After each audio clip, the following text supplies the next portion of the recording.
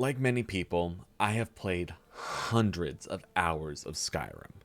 Across several consoles and countless releases, I've spent my time roaming from Solitude all the way to Riften. But I've never actually beaten the game. In fact, I've never even gotten close. You see, I've got this issue where I will play a game for a while, get bored, and then the next time I pick it up, I'll feel the need to make a new character and restart. I've been repeating this cycle since I first got Skyrim in 2011. I've played Skyrim on PC, Xbox 360, PS5, Switch, even the Amazon Alexa, and I have never beaten this game. But today, that is going to change. In one of my videos, I attempted to revisit one of my favorite childhood games, Cartoon Network's Fusion Fall, in an attempt to complete the game, something that I never did as a kid. Ultimately, I failed because it was a nightmare-level slog to get through. The difference with Skyrim is that it's completely up to me when I finish the game. It's an open-world RPG. I could bum rush the main story if I wanted, but instead, I've gone into this dumb quest of mine looking for meaning. Why is Skyrim stuck around so long? You know, aside from the fact that Todd Howard feels the need to re-release the game at least 6 times a year. So, instead of speedrunning the game just to pump out another video, I'm taking my sweet time, going wherever my heart leads me. I'm purposely avoiding using fast travel on my first time visiting a new location because I really want to find things between the objectives. What makes Skyrim feel so alive and wonderful? Normally I have a really long and rambly intro because that's just how I tend to write and speak, but I'm keeping this short and simple to get to the meat of the video, the actual game. I'm basically gonna journal my entire journey through Skyrim, looking for enlightenment, and you can come along for the ride. This is basically gonna be half retrospective, half new experience, so if you're coming here expecting an intricately crafted exploration of the inner machinations of what makes Skyrim work, you probably won't get that here. What you will get here though is a thorough playthrough of Skyrim, condensed into a reasonably long video essay format, and a look back at one of the most influential RPGs of the 2010s, and one that still manages to captivate new players to this day thanks to Todd Howard's insane ego. So, buckle up and let's hop aboard a cart to Helgen and really experience Skyrim. Hey you, you're finally awake. Those are the first words you hear in the entire game. Well, the first spoken words. It's kind of weird playing a game that's now 14 years old because the loading screen, which is actually what greets you immediately upon pressing new game, hasn't aged well with the game at all. I say that not because I'm anti-loading screen. In fact, I quite like this loading screen and the introduction text that accompanies it. The problem is, playing the game now, computers and consoles have progressed so much since Skyrim came out that the loading screen doesn't stick around anywhere near long enough for you to actually read the text. So, it kinda just appears, and halfway through reading the text block it's gone. The intro starts, you open your eyes, and once again, hey, you're finally awake. This is such a small nitpick in the grand scheme of this massive game, but truly I wish that as they continuously re-released the game, the devs added like a permanent timer to specifically the first loading screen so you can actually get through it. But really, it's something so relatively small that it doesn't actually matter. I feel like this is the kind of game where I could nitpick it to death, but I don't want to do that. 1, because I'm not an asshole, and 2, because I feel like sitting here pointing out little issues would take away from all the great things the game does too. Don't worry, there will be some nitpicking, but for now, let's just get back to the introduction. Following in the footsteps of previous Elder Scrolls games, Skyrim tosses the player directly into the middle of the story that they're gonna soon play an active role in. As is also the case in other Elder Scrolls games, your backstory is basically unknown, making the player a blank template that can be shaped however you'd like. What we know is that we were captured crossing the border, and now we're being carted off for execution. Although our name isn't actually on the execution list. That kind of freedom lets the player decide who they want their character to be, which is quite common among RPGs. So when the time comes to make your character, the world is your oyster. And even more so than previous Elder Scrolls games, because Skyrim does away with picking a class and a star sign at the start of the game, granting the player even more freedom. although in previous games those choices were still very customizable, but not giving the player the choice really gives you the idea that you are not limited to being one thing throughout the game. It's a really smart choice that sets the game apart. In RPGs, setting the tone in the introduction is essential, especially a game where the player knows they're going to be dedicating large amounts of time to it. If I don't care about the world, the story, and in this case my character, why will I care about the game as a whole? Thankfully, that's not an issue with Skyrim. The introduction does a pretty masterful job getting you caught up on the world, from the state of the Civil War and the key players, including Ulfric Stormcloak, who's tied up and gagged next to you in your cart, and we also learn a little bit about Ralof, who sits across from us, and who might become an ally shortly depending on our choices. Even early on, Skyrim is a game of choices, as is really any RPG, but the choices come hard and fast, although somehow I'm still getting ahead of myself because I still need to make a character. I feel like every Elder Scrolls fan has a race that they tend to pick above all others. I've met some extremely passionate Argonian and Khajiit lovers, but I am a sucker for a Breton, even if it might seem like a boring option. And in this case, as a typical certified stealth archer pro, I thought I'd do something different, and Breton played into that because I decided to become Tamriel's best conjurer. I don't know if other players decide how they're going to play the game before they start. I always assumed that they do, but in a game as open as Skyrim, you never know. But I chose Conjuration because it was a path I had never explored very deeply. When it came to magic, I was always primarily a destruction nut, so to add to my experience, I thought I'd mess around and try something new for myself. The Conjuration will have to wait though, because we need to get our head chopped off still. Or we would if a dragon didn't attack right as we were on the chopping block. I feel a little bit bad for the guy who got beheaded before me, because if they had stalled like 30 seconds, he would have survived. Dude got like super fucked for nothing. To be fair though, he does rush the execution, so it is partially his fault. Anyways, rip unnamed Stormcloak soldier. Once Alduin attacks Helgen, it's finally time to actually play the game. It's pretty streamlined and straightforward for the time being as they tutorial you for a bit, but that's fine. I do really like the way they approach this section because coming up you have to decide to go with an Imperial or a Stormcloak, and so for this brief maybe 3-minute section, and that is only if you stop and listen to all the dialogue, you get to meet both Ralof and Hadvar. Well, technically you've already met them both, but you learn the littlest bit of info about them while being chased by a dragon through Helgen. The little info given then has to inform your first decision in the game, one that irrevocably alters the course of Skyrim. Do you want to go with Ralof or Hadvar? It actually doesn't matter in the grand scheme of things, but for the time being, it's important because it determines some of the gear you get, as well as some of the dialogue later in the game, because spoilers for something I might talk about much later, they both survive Helgen either way, and are encountered during the Civil War storylines. It also determines which quest you're given upon finishing the intro section, either to join the Stormcloaks or the Imperials, but it doesn't matter because you can still join either. It's all a pretty nice butterfly effect choice on the smallest scale possible, so it works well for the first choice of the game. Very low stakes, but still makes some minuscule differences. Anyways, I chose Ralof because fuck the Imperials, I hate those guys. There isn't really much more I have to say about this intro section, it's all very straightforward. You travel through some caves, fight some Imperials, or Stormcloaks if you choose to go with Hadvar.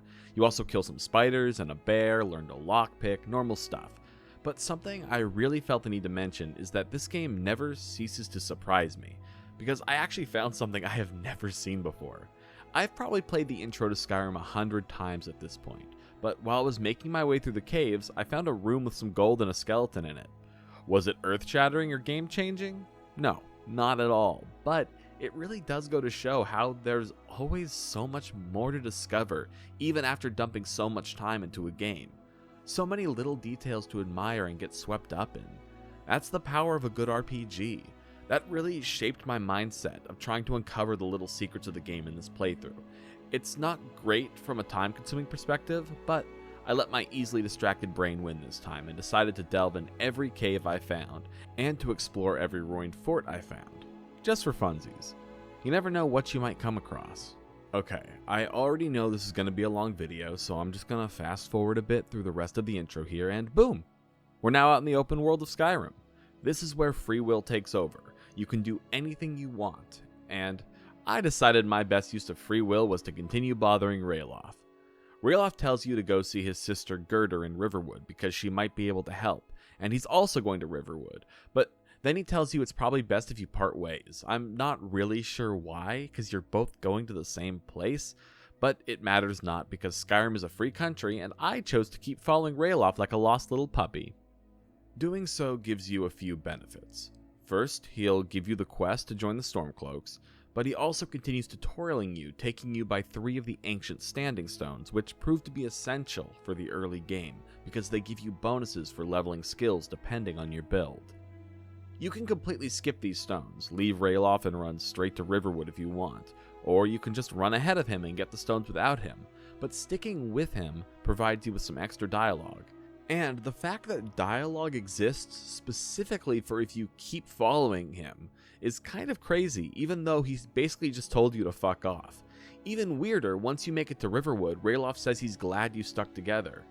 Bro is sending some weird mixed messages. And I'm into it. I think we might kiss. I didn't actually get any of this dialogue in this playthrough though, because I immediately got sidetracked by a nearby mine which promised loot, murder, and a good time. So, after seeing the standing stones, I headed off into a cave. Now, if you have somehow never played Skyrim, there are a lot of caves and crypts and forts, and a lot of them look the same. You'll see copy and pasted textures and passages and layouts and even some puzzles, which, don't worry, I will definitely be talking about the puzzles later, but for now, since this game is fresh, I wasn't too worried about all that yet. I was just hopeful for some good loot, and hopefully some leveling of my skills. While in this mine, Ember Shard mine if memory serves me right, I decided to pick up blacksmithing because every man needs a hobby, right? Also, Skyrim likes to keep tutorialing you even after the tutorial, and the way this game goes about it is actually pretty smart. In this mine, and in several other caves that are fairly close to the exit from Helgen, you'll usually find a vein of ore, most likely iron, and if you click to mine it, you'll be met with a, you need a pickaxe to do that. Thankfully, in all of these caves, there's always, and I mean always, a pickaxe lying within feet of where you are. It's the game's way of easily introducing the mechanic without needing you to go off and buy a pickaxe somewhere and then come back just for 3 measly iron ores. Other games do this same thing. The most recent example I can think of is Baldur's Gate 3, which has a buried treasure chest mechanic, where occasionally, if you succeed a perception check, and let's be honest, I don't think I failed a single one of them in this game, you'll spot a dirt mound, which you need a shovel to dig up. The first time most players come across one of these is soon after the intro section of the game, and there's a handy shovel sitting right next to the dirt mound, one that will last you the entire game. Design choices like this are a great way to tutorial the players without breaking the immersion, and honestly Skyrim does a lot of really nice things like this. But for now, I just wanted to let you know that I decided to get into blacksmithing, primarily because I had decided to go full Conjurer's Spellblade mode, decked out in heavy armor, and the coolest possible way to do that is to craft my own armor, of course. Someday. Not now. For now, I'm just using the armor that the game gives me, even if it is quite ugly. I'm gonna stop myself before I go off on a whole fashion tangent, though.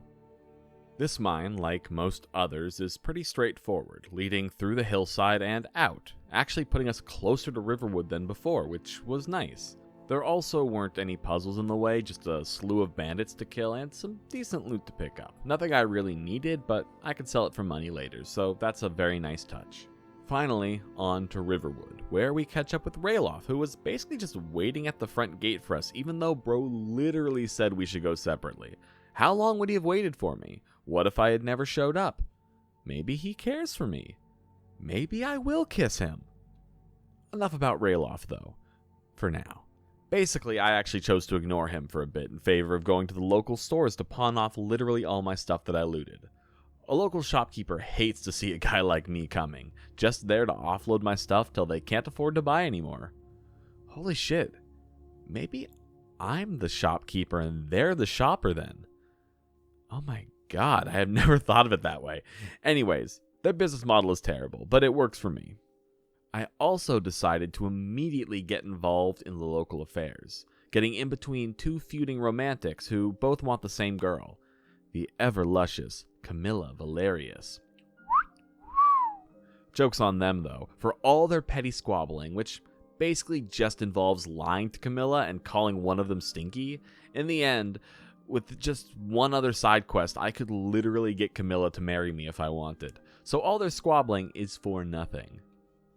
There are a lot of side quests like this throughout Skyrim, ones that have little to no impact in the grand scheme of things, and that's perfectly okay. Things like this fill out the world and make it feel more alive. But at the same time, I wish there was a bit more consequence at the local level. In this quest, you're basically forced to pick between Sven and Feindal, sabotage one of their relationships with Camilla so the other can be with her. But after that's said and done, nothing really happens. You get a companion if you want, but other than that, nothing.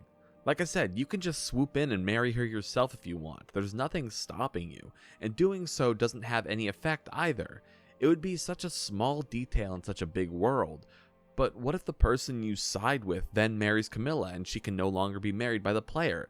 It makes more sense and makes the world feel even more alive, because then there are much more real consequences to your actions. But like I said, it's pretty unimportant in the grand scheme of the game. Just something I wanted to note here, because the game is full of things like this, so I figured now was a good time to mention it. Later on, though, there are great examples of actions having a cause and effect. And by later on, I mean right now, because I have a pretty innocuous choice to make that actually does make a small difference in the grand scheme of the entire game. In Riverwood, there are two other important quests you can grab. One from Lucan Valerius, who had a golden claw artifact stolen from him, and he needs help getting it back from Bleak Falls Barrow.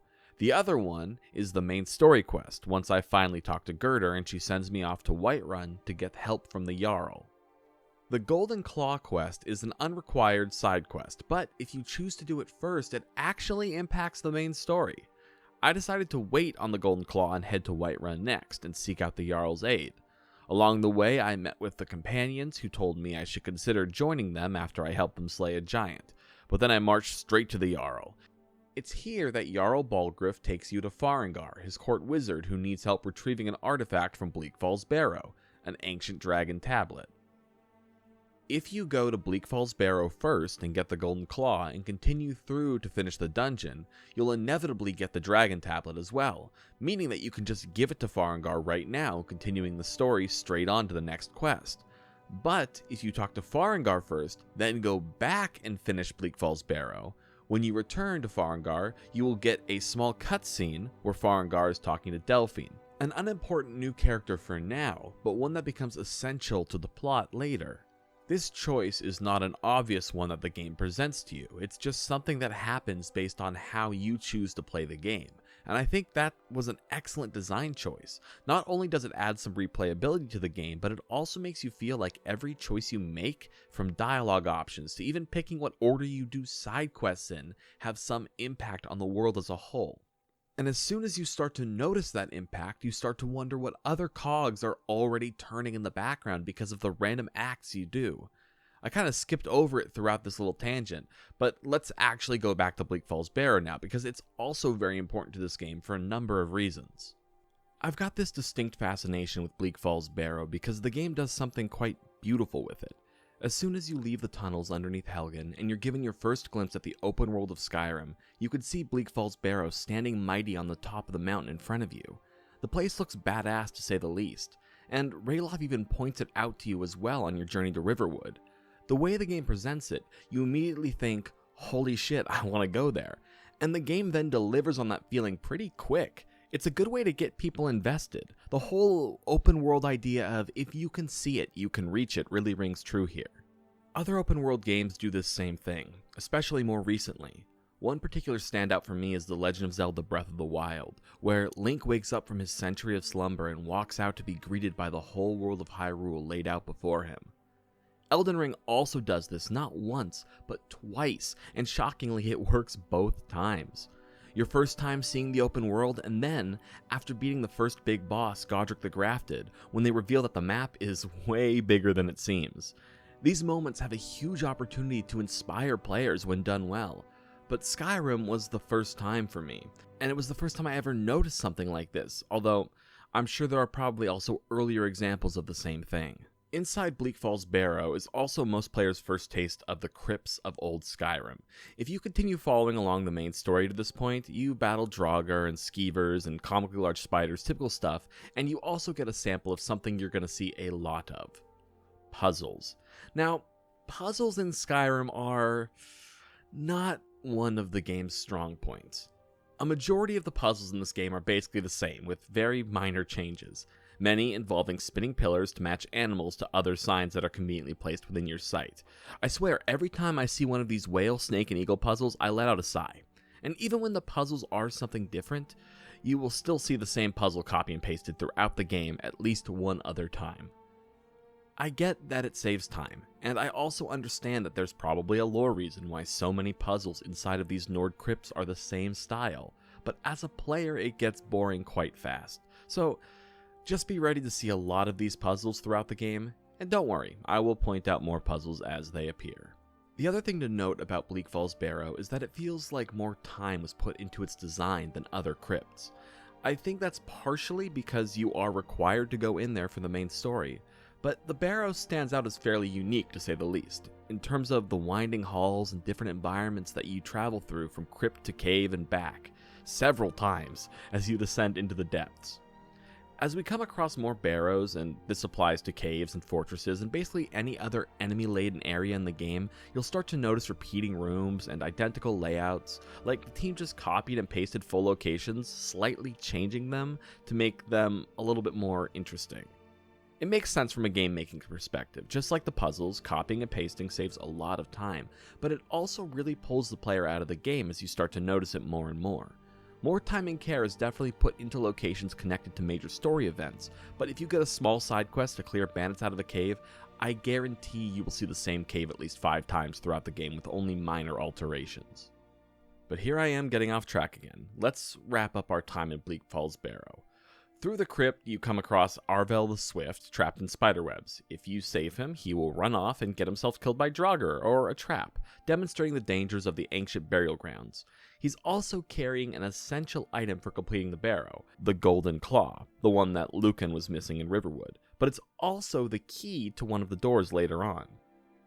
I think this is an interesting design choice because when Arvel runs off and gets himself killed, if you don't see it and don't know his importance, it's very possible you miss the body entirely.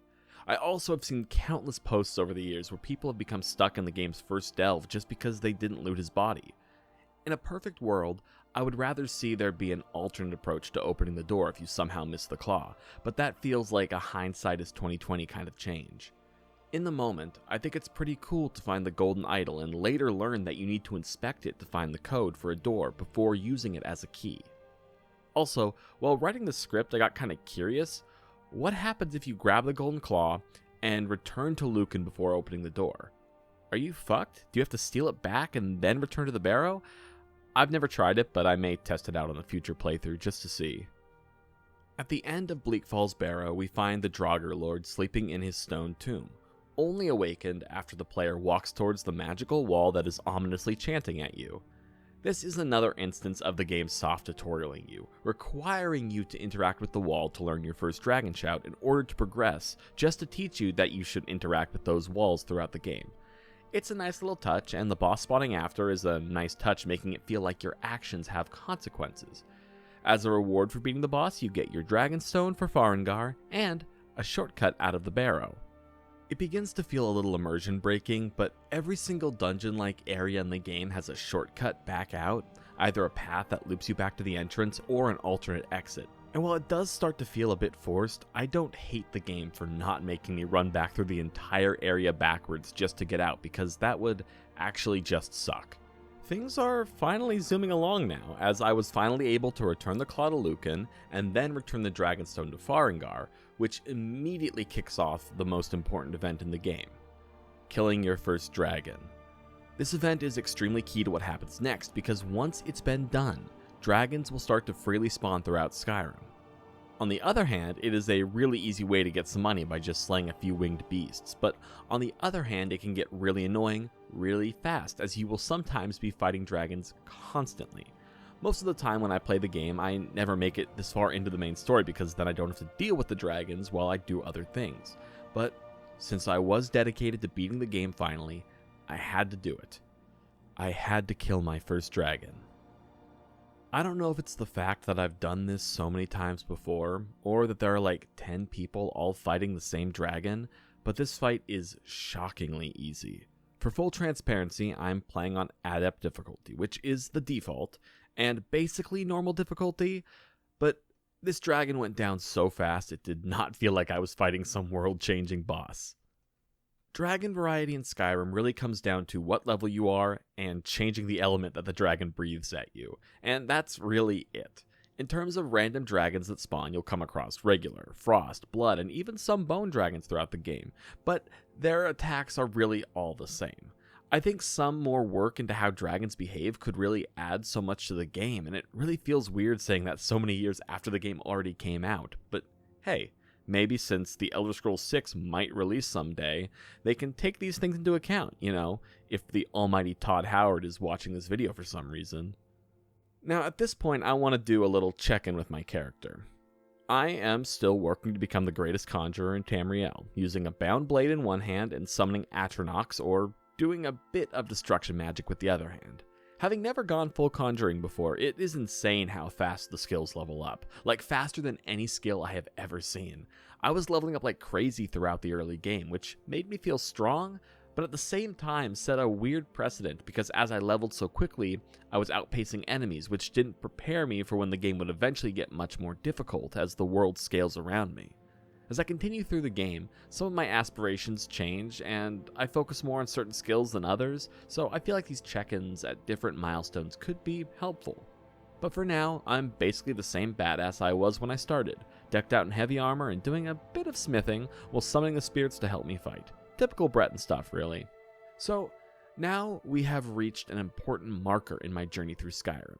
After getting my first dragon and absorbing its soul, much to everyone's surprise, I learned that that's right, me, the one talking right now, am the Dragonborn, the one who can kill dragons and learn their shouts and stuff.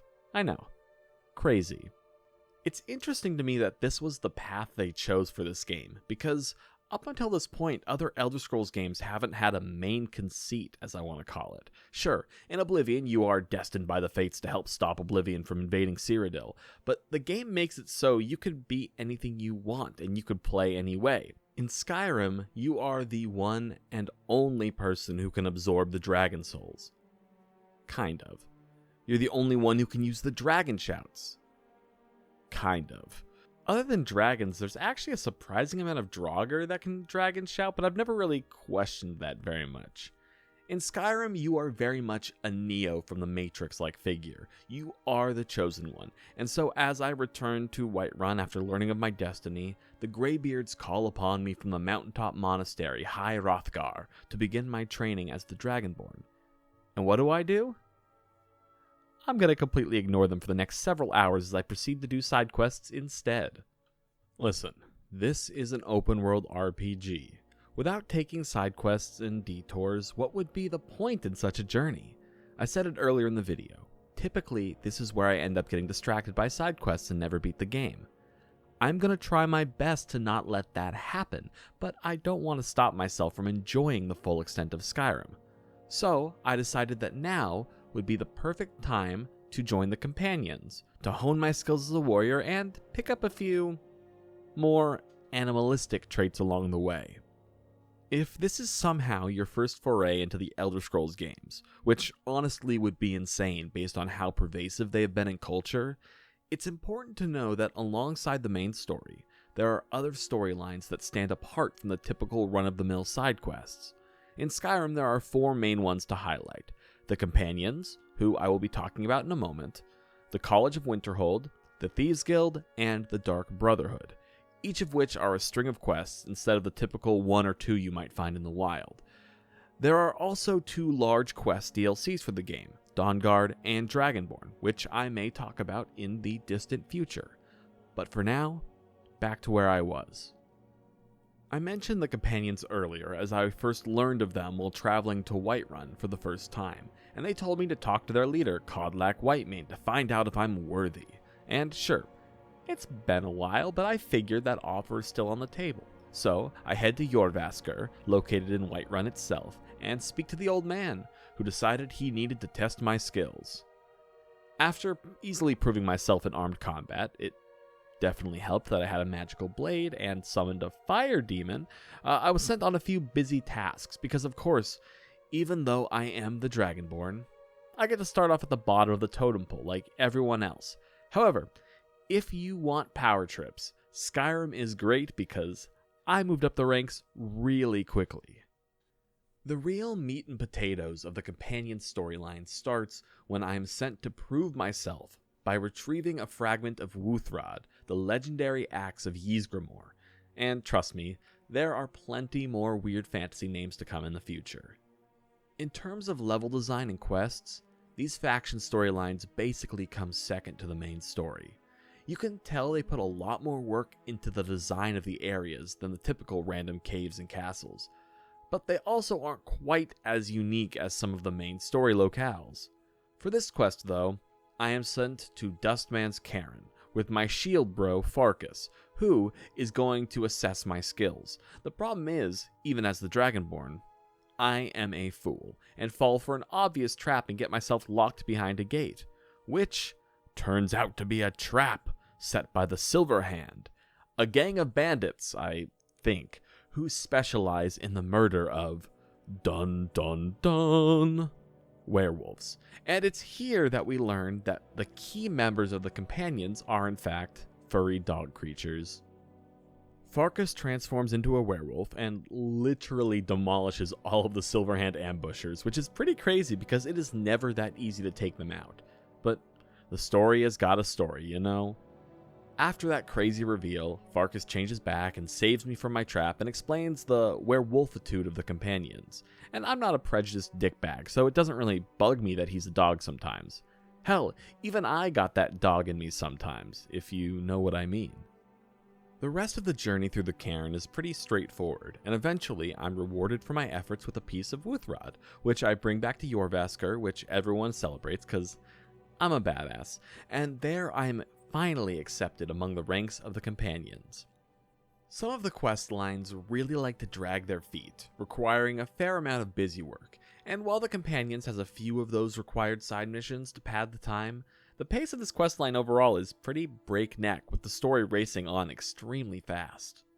The one side quest I was required to do was comical because it was a quote-unquote animal extermination quest, where someone in Skyrim had been hearing strange animal noises and needed help finding and killing the beasts.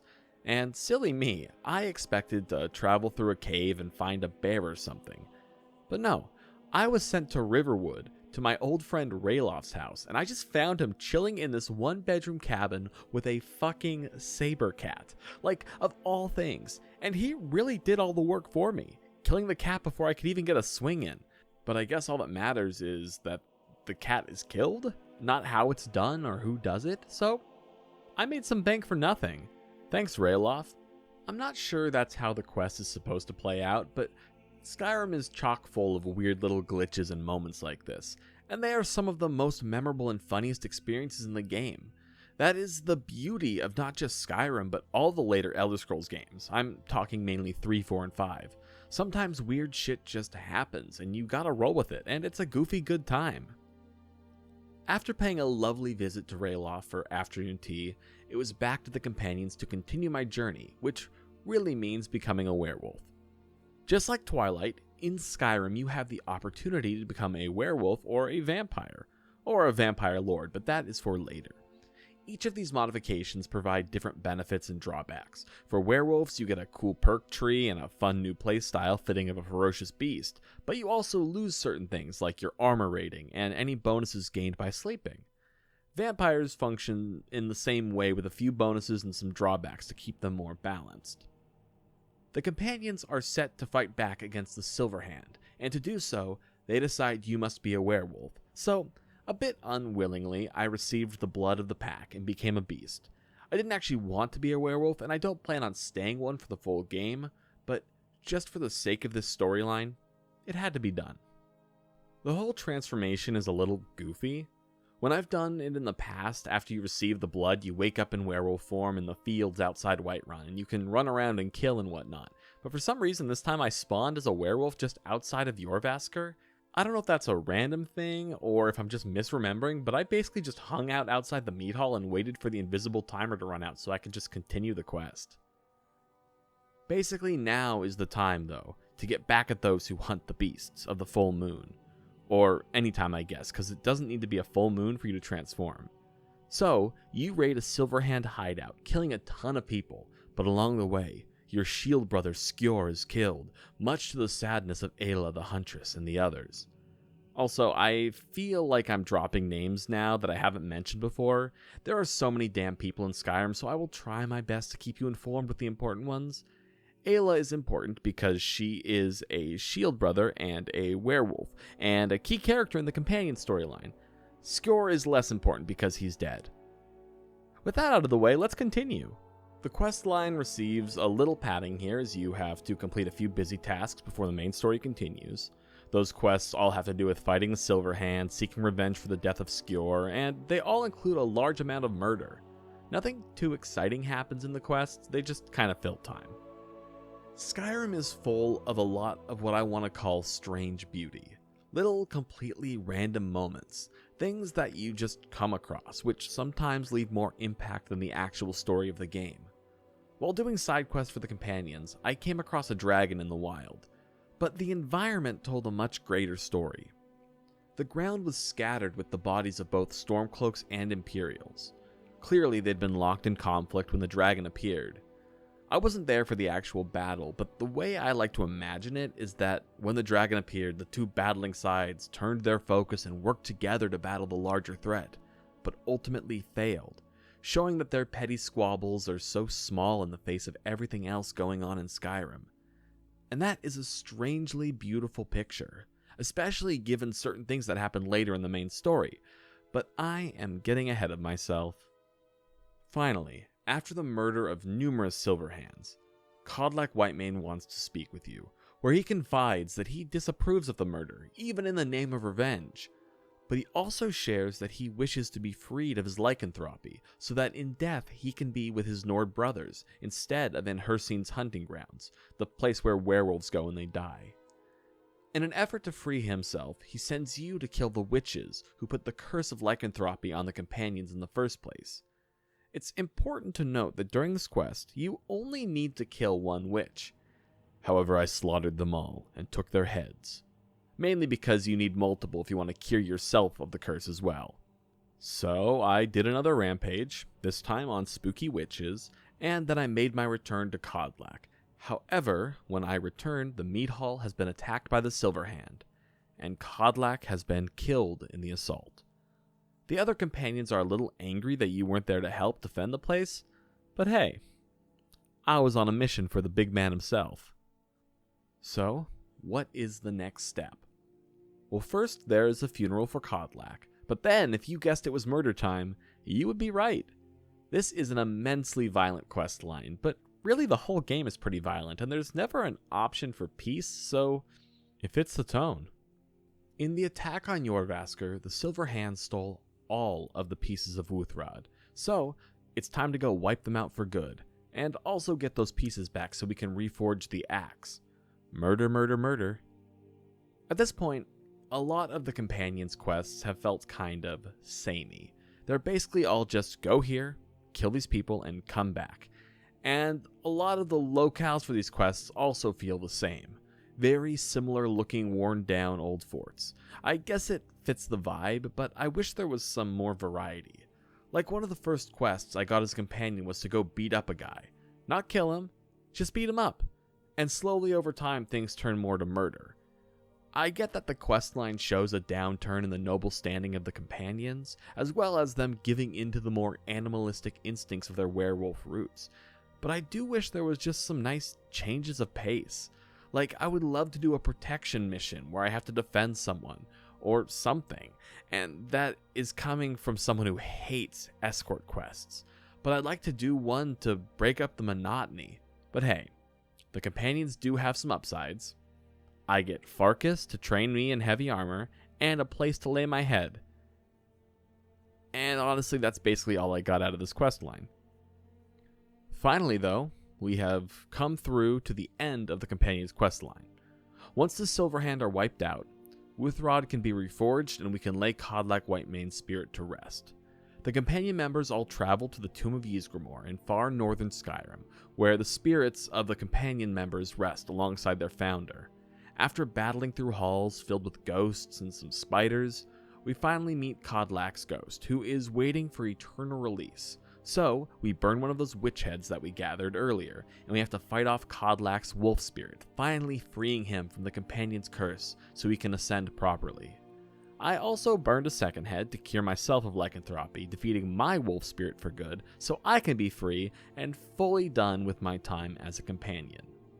Kodlak's final command is to make me, the guy who just joined like 5 in-game days ago, the new leader of the companions, which makes no sense to me. It should be one of the several other more experienced members. But whatever, cool, I guess I'm in charge and the other members just need to accept that. So, what does someone do when they finish a long, grueling quest line full of murder and sacrifice and revenge? Well, they get married, of course. Yeah, so Skyrim lets you get married to certain NPCs once you complete certain tasks. I mentioned it earlier with the whole Camilla Valerius thing, because once I return the Golden Claw to her brother, she wants to bone down bad. But I like my fictional women to be a little more hard to get than that, so she was not my choice. My second easy pick for my Skyrim partner was Ysolda. She's lovely, and I have married her before on other characters. In fact, I think she was the first person I ever married in the game, and she has a lot going for her. She has ambitions, she's a homeowner, but all you need to do to win her affection is to give her a mammoth tusk, which you can easily snatch nearby. Once again, too easy for me. Truthfully, I need someone who I had a good rapport with, someone who had fought by my side, and most importantly, I needed someone who also had that dog in them, if you know what I mean. I'm talking about banging a werewolf, because when in a fantasy world, why not get a little freaky? So, I had 2 choices, my Himbo King Farkas and my Huntress Queen Aela. I actually haven't married either of them before, but while both expressed interest in me, I found Aela to be slightly more endearing. The way she says, "Something has shifted in the moons, brother," really gets me going. Getting married in Skyrim is kind of silly. Basically, you gotta go to Riften and meet a priest of Mara, the Daedric goddess of love, and the priest will teach you of happiness and love and how to get laid. Basically in Skyrim, to show someone you're interested, you wear a necklace of Mara. If you're single, then people can express their interest. The priest will then try to get you to pay him for a necklace if you don't already have one, but joke's on him, I found one somewhere in my travels and I've been wearing it to boost my healing magic for ages, so I am already eligible as fuck. After talking to him, all I had to do was go talk to Aela, and then we were married within 24 hours, just like real life. Immediately after getting married, Aela was like, "Where should we live?" And I've been too busy to buy a house, so she said, "You can stay with me," which I assume means we share her twin-sized bed in the basement of Jorvaskr. God, she's so romantic. But finally, with all of that out of the way, it was almost time to continue the main story and visit the Greybeards and finally accept my fate as a Dragonborn. But firstly, I decided to complete some side quests and clear out my quest log because I have so many random quests that I just picked up over time.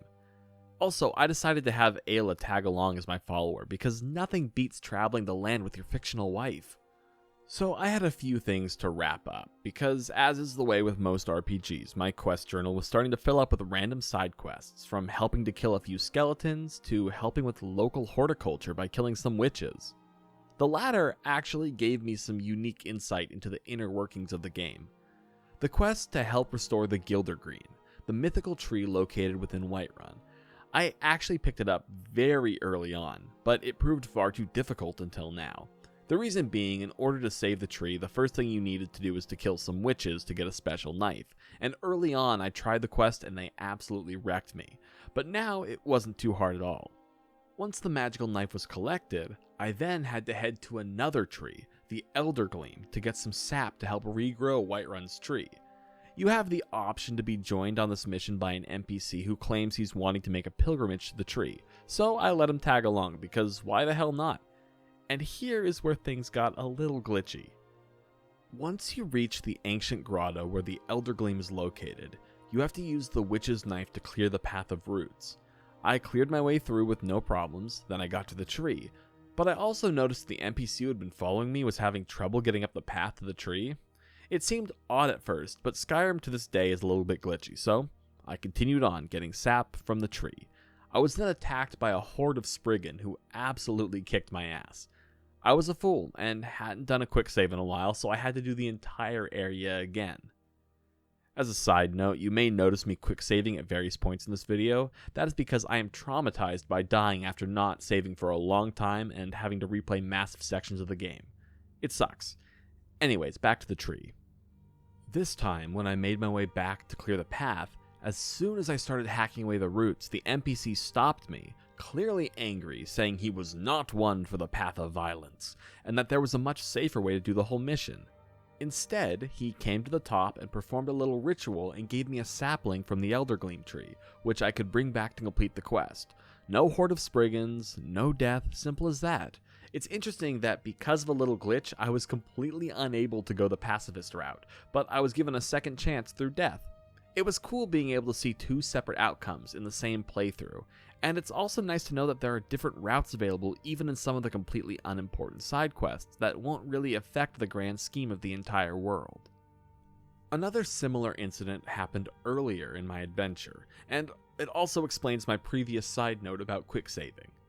I was making my way through the wilds near Riften when I was attacked by a Dark Brotherhood assassin, one which I easily killed, and then I moved on with my life. The problem was that I forgot to save, and like 15 minutes later I met a tragic fate and I was sent all the way back. This time though, there was no Dark Brotherhood assassin, which left me to wonder if somehow I had entered a different timeline where no one wanted me dead. Weirdly enough though, a good 10 hours later in my playthrough, the same Dark Brotherhood assassin finally appeared again and tried to kill me, carrying the same note that someone wanted me dead. So I'm really not sure how this specific encounter works in Skyrim, because while that assassin just didn't appear again till later, in many other situations the same enemies appear in the same spot even if I die. Just a strange happenstance in the inner workings of the game. The other big quest I decided to take care of was the Saints and Seducers questline, which I actually had no clue was a DLC questline added to the Anniversary Edition. But it was one that I had just picked up from the Khajiit merchant Rasad, who told me that the caravans had been attacked by multiple parties recently, clad in gold and dark armor. I won't lie, I feel like I tackled this quest too early, because this shit was really hard. Like, really, really hard. The basic goal is to take out the different bandits, revealed to be the Saints and the Seducers, which then leads you down a path of needing to take out more and more of each party. The hard part though is that they were armored like crazy and hit like trucks. I did my best with Ayla and my summons by my side, but I ended up having to resort to some cheesy tactics involving hiding behind rocks while my summoned Atronach battled very slowly. Thankfully, they weren't healing themselves. As part of this quest, I got some of the ugliest armor I had ever seen. The heavy Saints armor had amazing stats for my level, but god, it was hideous. I looked like a shitty Hermes cosplay. And then there is the Sinner's armor, which is light armor boasting good stats. So I put it on Ayla and wow. I showed a picture to my girlfriend and she called it Gunnar armor, so take that as you will. For now though, the stats were better than anything else I had, so I kept it on her. And that is the only reason why, I swear. Continuing the quest, you go to take out the leaders of the Saints and the Seducers, who are even harder than the first groups, but with more cheesy strats, eventually I was able to prevail over them, securing more weapons and armor, which I sold because, wow, they are worth a lot of money. There was one other quest left in those missions, but after seeing how hard the first few missions were, I actually just held off on doing it. Instead, I finally opted to go back to the game's main quest. Just kidding. I actually went to go play Cupid first. I had picked up a quest from the Temple of Mara in my mission to get married earlier, which required me to travel around and play matchmaker for various Skyrim couples, including a nervous wizard and even some ghosts. Nothing crazy happened, it was kind of a cute quest though, and it got me a buff. But I figured that you all should know that I am bad at staying on track, and I value the importance of love in Skyrim more so than the impending dragon apocalypse. But with those couples finally hand in hand, now it was finally time to climb the 7,000 steps to High Hrothgar to see the Greybeards. And it actually took me 2 tries because I got jumped by a fucking snow bear that scared the shit out of me. But on my second attempt, I was actually prepared for the bear, so I was able to fend for myself. My wife definitely saved me, and then we continued up the mountain. The path was brutal, there were many more creatures to slay, but the views from the top were excellent. Finally, at the monastery, I could truly start my training to become the greatest Dragonborn. And in a moment all too telling about my Skyrim experience, I actually got an achievement for completing the mission to visit the Greybeards because I had never actually done it before. I should clarify, I got the achievement on the special edition version of the game. I had gotten it before on the base version of the game, but the fact remains, I already had 70 plus hours worth of playtime in the special edition version of the game, and I had simply never bothered with the main story, like, at all. But finally, I was changing that, and it felt really good to make some progress. Now that I'm at High Hrothgar, it's time for another little check-in. How is Andy the Conjurer doing? Well, he's still gunning to be the best conjurer in all of Tamriel, that's for sure. But he actually got a little tired of his smithing hobby and instead went to learn the art of enchanting, like a real wizard, getting himself some nice magical armor upgrades. Alongside that, instead of slotting destruction magic alongside conjuration, my boy began dabbling in the healing arts, becoming akin to a paladin, but like a paladin who summons elemental spirits to kick your ass while he hides in the back and keeps himself alive. Now with that little check-in out of the way, the Greybeards decide that it's time for me to prove my Dragonborn ways, and so they teach me important skills, one that I will be required to use very, very soon, because otherwise, the game wouldn't progress and this journey basically would have been pointless. They give me the second word of force, the infamous row in the Fus Row dash out, and they teach me a pretty sick little dash ability that I will never use again because it's really only useful in one situation that the main quest really forces you into. Basically, after teaching you new shouts, the Greybeards command you to travel and retrieve the Horn of Jurgen Windcaller. Another crypt, more Draugr, it should be intimately familiar at this point. But this crypt is unique because it requires you to make use of that dash shout that you literally just got. This, as far as I can tell right now, is literally the only time the dash is ever useful. It's an interesting choice to give you an ability you will probably never use again, but whatever. I've also never really thought about it before, but what happens if you stumble across the crypt known as Ustengrav before doing these quests? Is there any other way to solve this puzzle? As far as I know, at least in my experience, there is no other puzzle that can't be solved in general playthroughs of the game without the need of a quest or a specific ability. That is part of the beauty of open world games. There are ways to solve basically any puzzle without the need of a certain ability you don't have. Think back to earlier with Bleak Falls Barrows. There is one hard lock in that crypt, but the key, the Golden Claw, is also located inside the same location. There's nothing barring the player from doing the whole area without picking up the Golden Claw or Dragonstone quests. You could just do it. So the way that specifically Ustengrav is designed kind of goes against that whole mentality. I guess since it is an important location for the main quest, they don't want players getting through it because it's too early, especially given what happens momentarily. But it still kind of sticks out. Also, I've got kind of an unscripted update here from me recording this in the future after I finally finish the game. There are a couple other quests that do, in fact, lock you out if you don't have the certain abilities or keys for them. So, Ustengrav isn't the only one that I came across in the game, but I think they're still few and far between, and I wish there was a more roundabout way of getting into some of them. Back to the regularly scheduled programming. Aside from that one locked gate, Ustengrav is pretty straightforward until you reach the very end, where the horn is supposed to be located, only to find that it's already been taken, and there's a note in its place telling you to meet someone at the inn in Riverwood. So, looking back at Ustengrav's design again, I find it especially interesting that they didn't allow players through without the dash shout. The note, which sends you to meet Delphine, a character we actually met earlier because she was the mysterious stranger there when we returned the Dragonstone to Farengar. Sorry, that's a lot of names. I talked about this at length earlier, about how the Dragonstone quest has slight changes, including completely missing Delphine, depending on what order you choose to complete Bleak Falls Barrow. This easily could have been another situation like that, where if you somehow stumble upon Ustengrav before the main quest sends you there, you can complete the entire area and actually get the Horn of Jurgen Windcaller, especially because you'll be getting it regardless of what happens later in the story. Delphine could be forced to contact the Dragonborn in a different way because they beat her to the punch. The design team has shown that they know how to make quests like this work, so I'm just mainly surprised that they didn't do it again here. But again, I feel the need to remind you that this is coming from someone who has merely consumed games and never actually made one, so there could certainly be factors outside my knowledge which led to the game being designed this way. Continuing on with the story though, in order to get the horn now, it's time to go to Riverwood and meet the mysterious horn thief, who isn't so mysterious because I literally just told you it's Delphine. At the inn, Delphine tells you that she is a member of the Blades, protectors of the Emperor of Tamriel and ancient dragon slayers, and she needs the Dragonborn's help to stop the oncoming dragonpocalypse. So, in order to get the horn from her and complete the task for the Greybeards, you need to help her kill a dragon.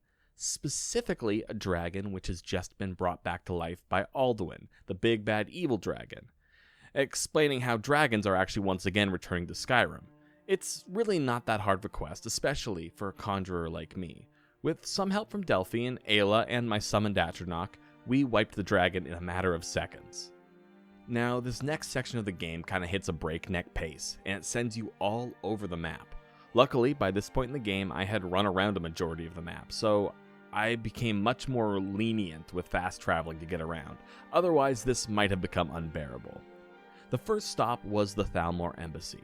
After killing the resurrected dragon, Delphine said she believes that the Thalmor, the ruling body of the Aldmeri Dominion in Tamriel, must be behind this whole dragon scheme, which is honestly kind of a stupid assumption to make even if the Thalmor are dicks in this game, and it also reeks of the somewhat xenophobic tendencies of the Nords seen throughout the game.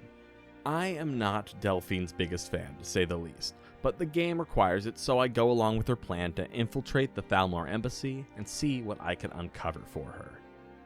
First things first, in order to get that mission started, I needed to take a trip to Solitude, the largest city in Skyrim, and the current home base of the Empire. Now, I really didn't mean to cause any trouble, but when I first entered the city, I may have started the citywide manhunt that ended with me in prison. We'll just call it the Solitude incident.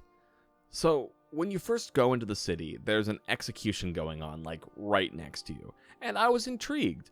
Maybe a little too much. And I walked up and talked to the man getting executed. And I think the guards perceived that as a threat, so the entire city guard started attacking me.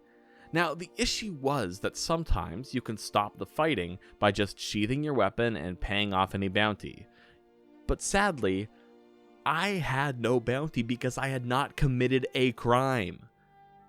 What followed was me being chased by guards in and out of the city, out of shops and taverns, until finally, I just murdered a guard so I would have a bounty and they could arrest me. Worked like a charm. For the most part, I have been playing this character as pretty neutral to lawful leaning. I'm going out of my way to avoid doing the Dark Brotherhood and the Thieves Guild quest lines, because as much as I love them, they just don't fit with the character that I have in mind. So, let's just chalk this innocent murder up to a random accident. I have no clue what came over me. And now we get to go deal with the Thalmor Embassy. Now, I always remembered this quest standing out to me when I first played Skyrim, because it is a huge change of pace from missions that involve killing some bandits or going to a crypt and fighting Draugr. It feels more akin to a heist movie than a fantasy RPG. But I think that is what makes it so good. In order to snoop around the embassy, we first need to go to a party. The first step is meeting with Delphine's contact, who is going to help smuggle in our items that we may need. be they lockpicks or a massive set of heavy armor. Now, we have to don our party apparel to make sure that we fit the right vibe. And finally, with a party invitation in hand, we can head to the embassy for a night that no one will forget. What I absolutely love about this quest is the sheer number of choices that the player can make. So many quests in Skyrim are straightforward, or they provide maybe 2 choices to pick from. There are literally 8 different ways to approach just the first situation at this party. Thank you, Elder Scrolls Wiki, for helping me check the numbers. And better yet, many of those different ways are affected by how the player has gone through the game up to this point. Once in the party, the first goal is to cause a distraction so you could slip away and get the gear you had smuggled in. But how you cause that distraction is a matter of who you know or who you can persuade. This is where player choice really matters. Certain characters, for example, multiple Jarls, are at the party. If you're on good terms with the Jarls and have become their Thane, they can be a distraction for you. Same goes for if you've completed certain storylines, like the Thieves Guild. A character at the party will help you cause a distraction. I'm going to go on a little tangent to talk about how much I like this design choice, because it's a very, very good example of what to do in an RPG. It really, and I mean really, takes into account player choice, and it also makes it so side quests actually matter, because many of these paths are locked behind completing optional content. So when those previous choices are actually given purpose in a main story quest like this, it makes the player feel so much more accomplished for all those times that they left the main trail to do other things. Not to hate on the game's general quest design, but it really does make all of those go kill bandits or go retrieve this item quests feel so much more impactful. There's nothing inherently wrong with those quests, they are just a fact of life in many RPGs, and especially so in MMORPGs, where busy tasks make up a lot of the side quest content. So, for Skyrim to actually give meaning to that extra work in even a small way like this is really nice. Listen, if you've made it this far into a video and you can't tell that I really love player choice and consequences in RPGs, you may have dozed off for a bit, or I'm just background noise. But let it be said now, I really like the way Skyrim handles player choice most of the time.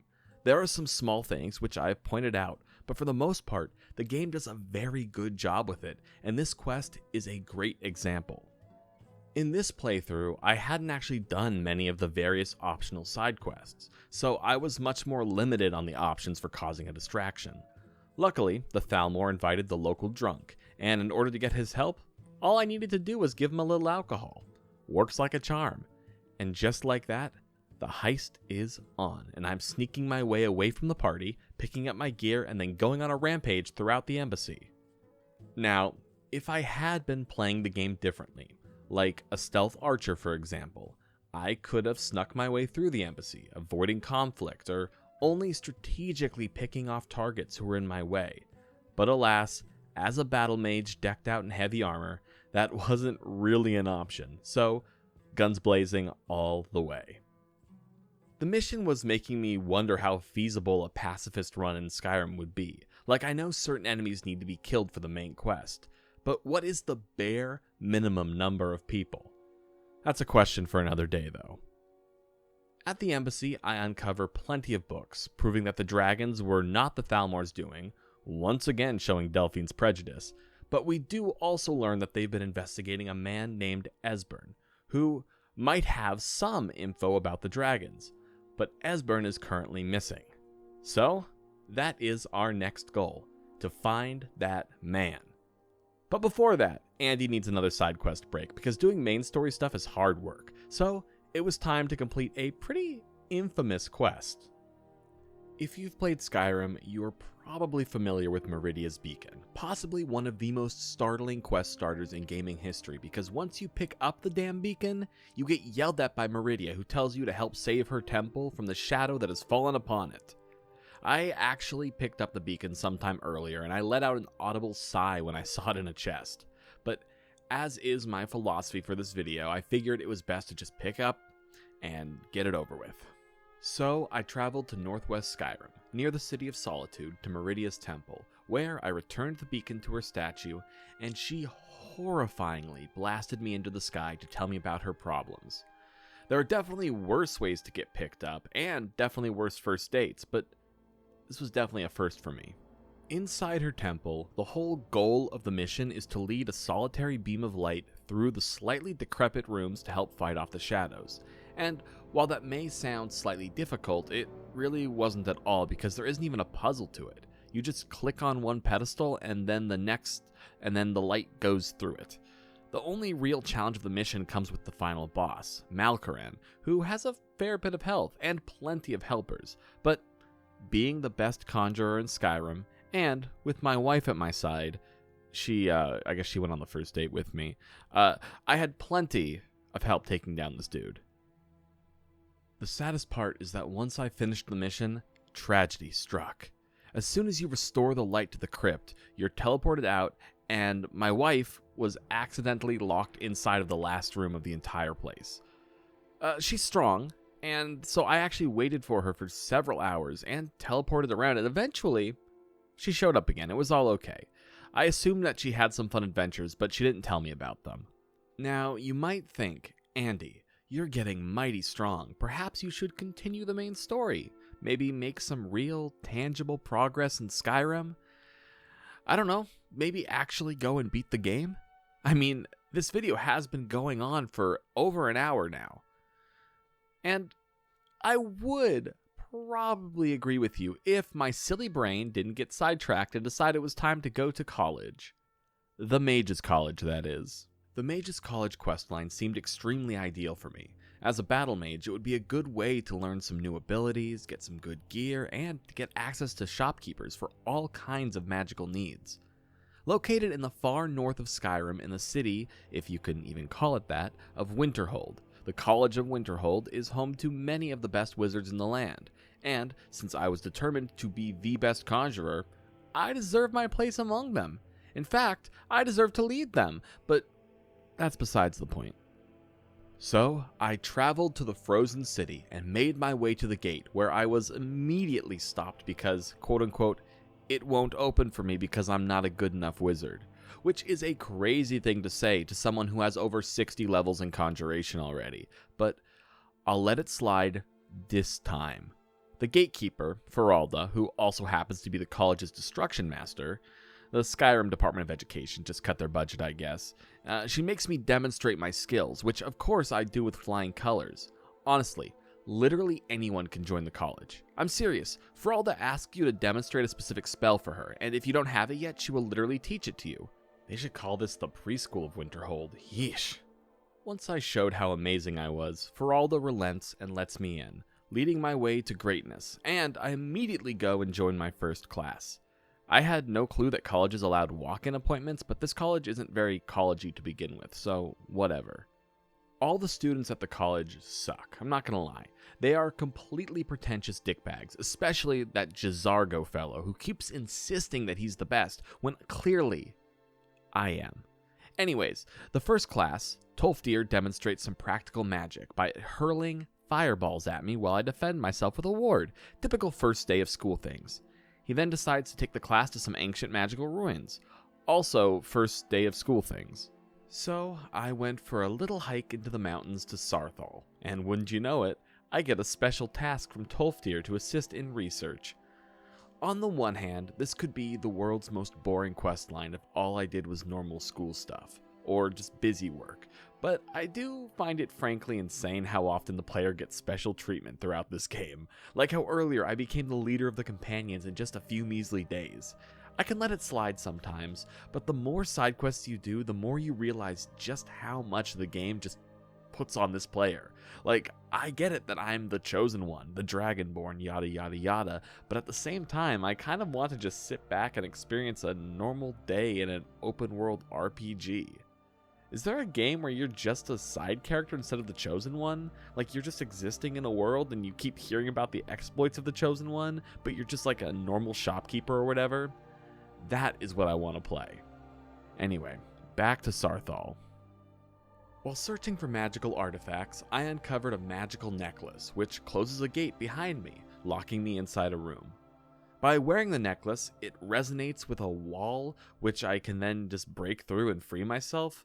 Which, real question, how did the necklace know I was wearing it? Like, shouldn't it just resonate while it's in my pocket too? Something is definitely afoot in Saarthal, so Tolfdir and I explore the ruins, battling through an army of Draugr with massive fireball spells and a lot of other cool shit, as one does.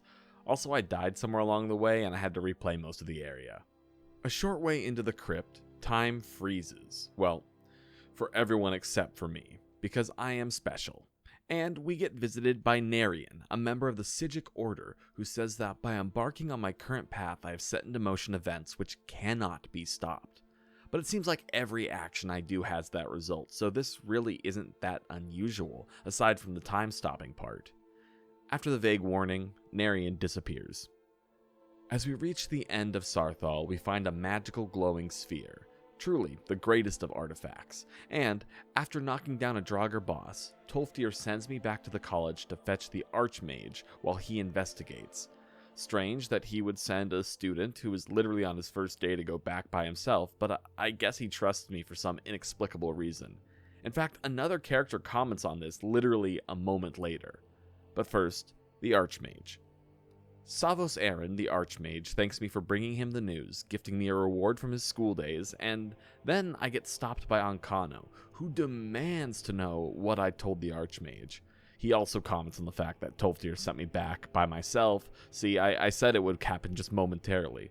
Also, it's important to know that Ancano is a member of the Thalmor, and also, can we please talk about how stupid the name Ancano is? Like, you get it? It's the wizard school, and Ancano sounds kind of like arcane. Do you get it? It might be one of the worst naming choices in Skyrim, to be honest. The next step of my college career is to read some books. Specifically, books about Saarthal to learn more about what the magical orb might be. But of course, all of the books I need just so happen to have been stolen. So, now I have to go retrieve them. Because, of course I do. The books were stolen by a foolish student who ran to join some rogue conjurers living in some ruins. Well, since I am the best conjurer, I need to go teach them a lesson. Before I went on my merry way though, I took some time to speak with the Conjuration Master and pick up some new spells, including one, Summon Dremora Lord, which basically trivialized everything to come because it is so stupidly strong. But I guess that is just a perk of being the best conjurer. And now, I'm going to put those other conjurers in their place. What's interesting about this quest is that it tells you they're conjurers, but there are actually very few things being conjured. As I made my way through the ruins they're hiding in search of the books, just about everyone there was casting destruction magic, except for one room with some necromancers. I think the quest kind of overstated their skills. Eventually, though, I find the naughty student who stole the books locked up in prison. Because that is what book thieves deserve, you know? He tells me that he gave the books to the master of their weird conjuration cult, and he begs me to free him so he can run back to the college. I am merciful, so I let him go. He wanted to help me, but I told him to fuck off. So, I climbed a tower and found the evil master wizard, and after she's flung some insults at me and at the college, which I am now strangely defensive of after just one day, I decided to chop her up with my sword and get the books so I could just return to school. Now, this quest is actually pretty notable in my memory. It's kind of weird to say it like this, but for behind the scenes sake, I've been playing through the game while recording all the footage for this video, and I'm writing the script behind that, and I'm a fair bit behind in the script compared to how much of the game I've done. But this quest honestly has one of the best rewards in the entire game. There is only one reward I like better, and I'll get to that later, but for returning the books to the library, the librarian, Urag, gives you skill books, literally 6 books, which upgrade all 5 magical types and enchanting. That's like a crazy reward, and it's honestly better than a weapon or armor because I can find those things in the wild so easily. This one actually feels kind of special. So, with the books returned, what comes next? Well, in the books, we learn about the Night of Tears, when Saarthal was burned to the ground.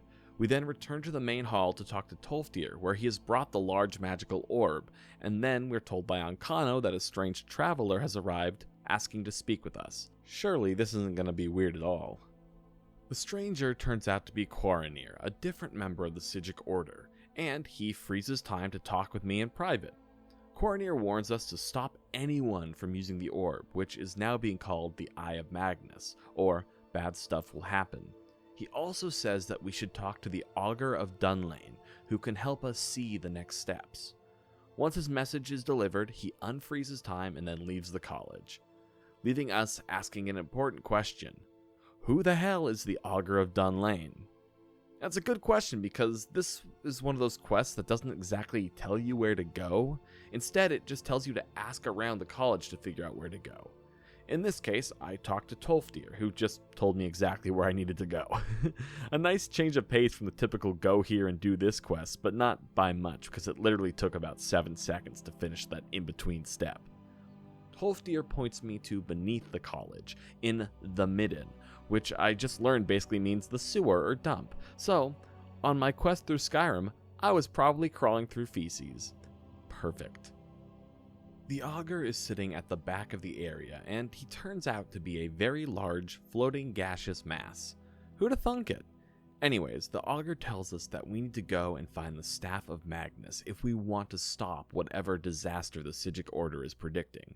He also says that Ancano has come to visit asking questions about the Eye of Magnus, so surely he won't turn out to be evil because that would just be crazy. With my new knowledge in hand though, it's time to return to Savos Aren and tell him that we need the staff. I talked earlier about how the Companions quest was almost all just straightforward quests and really breakneck pace, but the College of Winterhold is truly 100% straightforward. There is no filler here, it is beat by beat. Seeing how this is a side quest storyline, I like this approach more than one that just forces you to complete other arbitrary tasks. We really do not need side quests for the side quests. That would become too many layers of crazy too quickly. Just give me a fun little subplot that I can play through, please. Savos Aren is not a fan of the plan to get the Staff of Magnus, but eventually you can convince him and he'll send you to another staff member, Mirabelle, who reveals a way to locate the staff. So, it's time to go and grab a magical artifact now.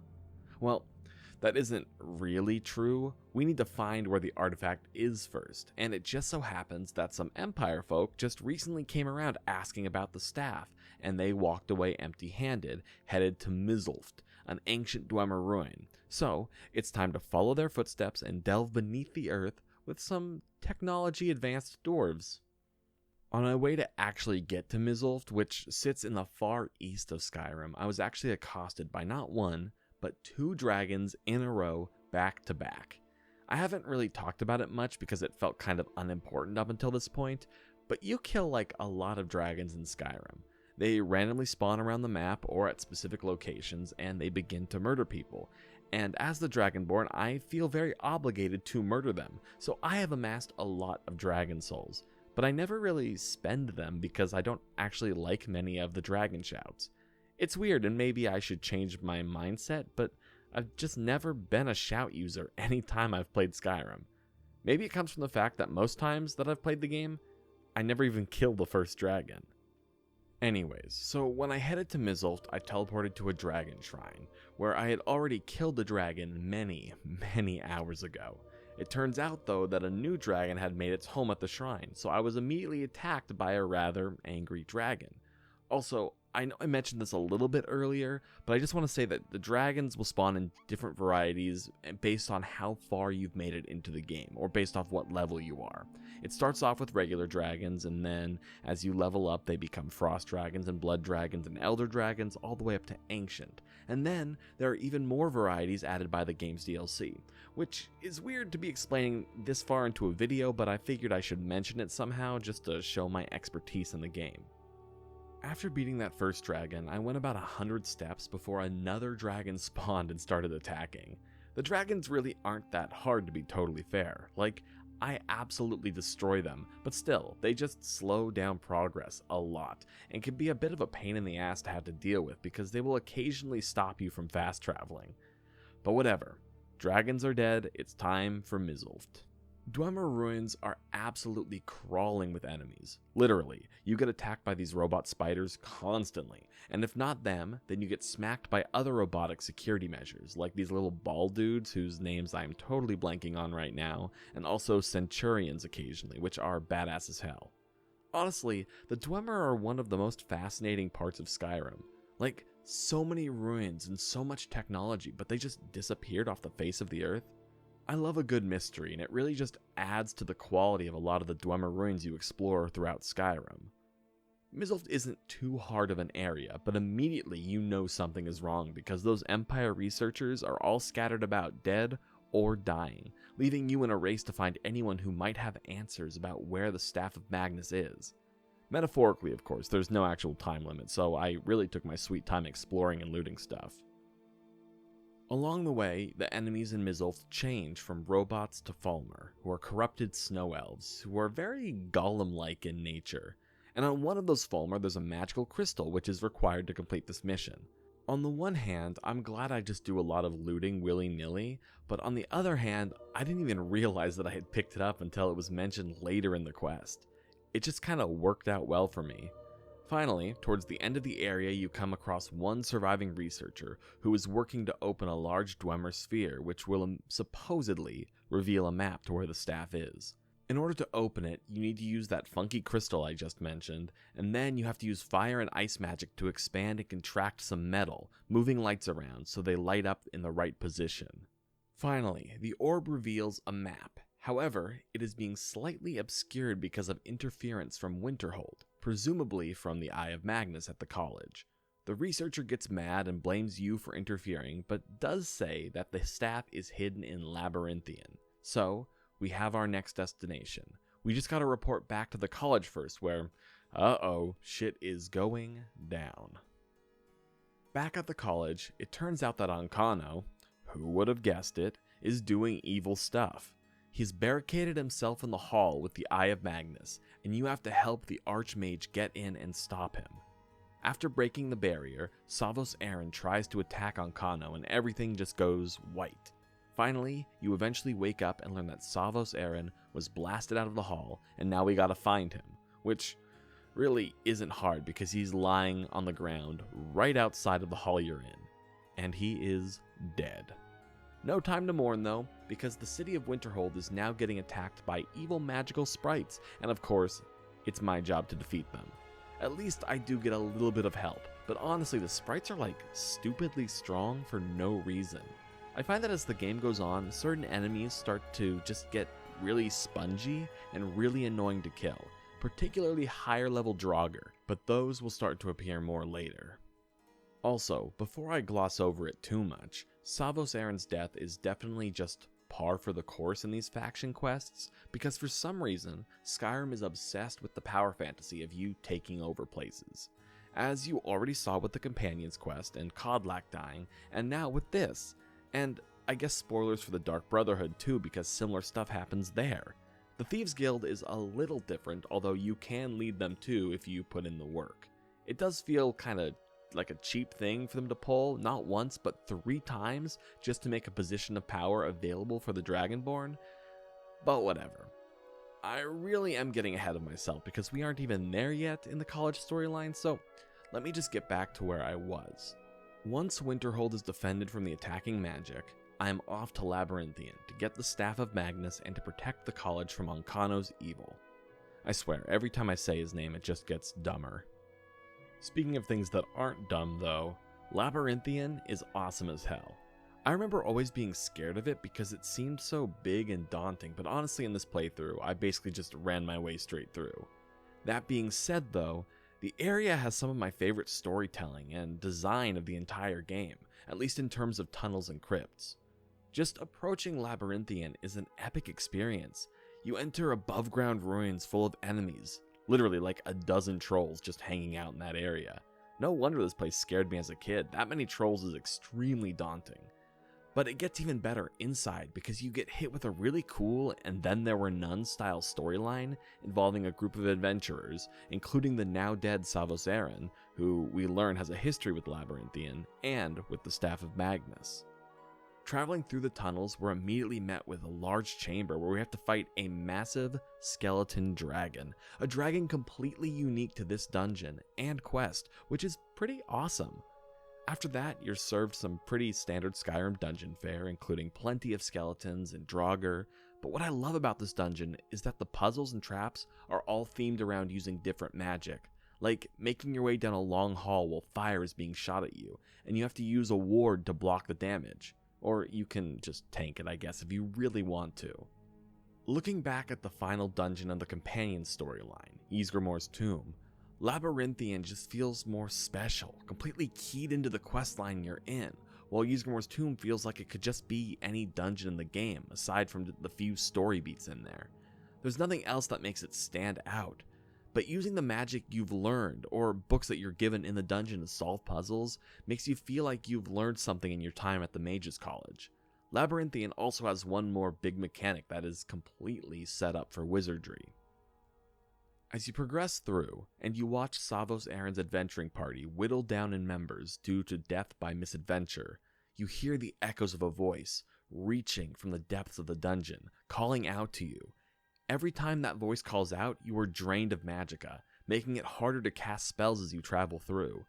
The mechanic can really challenge players, especially players who dump their points into only using magic.